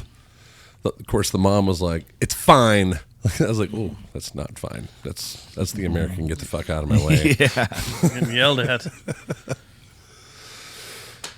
Well, there we were. Yep. I'm ready to go to strip club now. Let's do it. I want to go to the arcade, then I got to go to the strip club. Austin. They should make an only got arcade one. strip club. Oh. Titties and Pac-Man. I know some guys that might invest in that. Call me. Everybody would buy that. Circle C, Circle R, Yeah, Circle Panther P. City Rebellion. Panther City We Rebellion. own it. Don't be making a titties arcade without Proper. our permission. Yeah, you heard it from us first. Yeah. What should we call it? It's got to be a play on something. Yeah, it's got to Tetris. Tetris. Nice. Or let's see. Let's think of some things I here. think we can get you know what? It's a good video game. Hold on. You're gonna ask Rock, what's a gonna good ask- video game strip club? Just ask Chad. What? It's a good name for are an arcade some slash strip club. good names for. Why don't I just ask it? and just see Arcade what it slash says. strip club names. Let's see. Yeah. Tetris was good though. Discard. Stop. It's Here gonna we be go. like, I don't do that. Yeah. It's not letting me. Yeah. What the fuck? I'm not into your debauchery. Oh, there it is. Damn it. Stop it.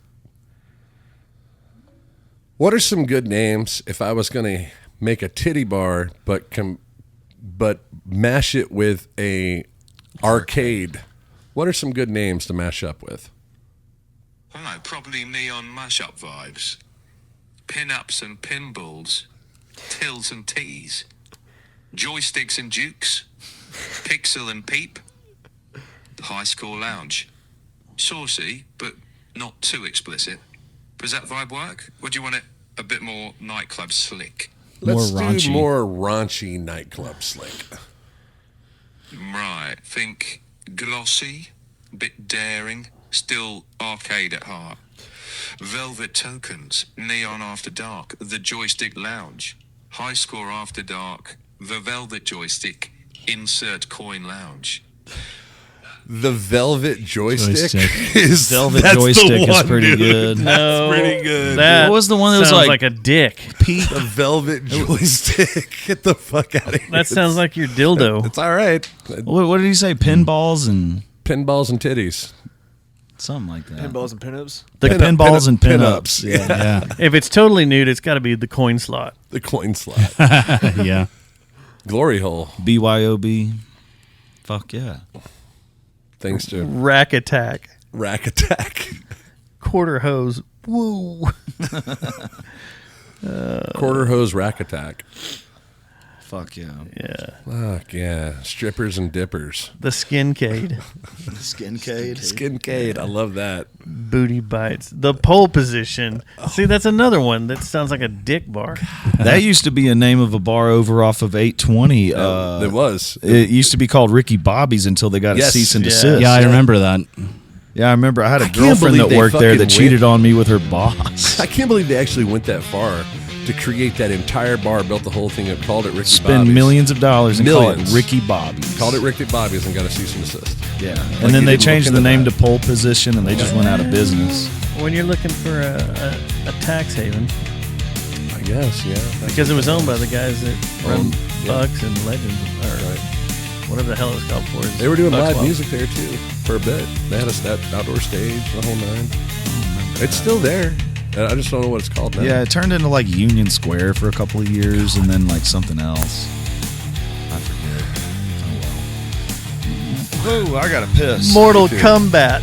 Mortal Kombat. All right, let's get the fuck out of here. All right. Yeah, Flawless. That's enough. Flawless victory. Flawless tittery. We're out of here. All right.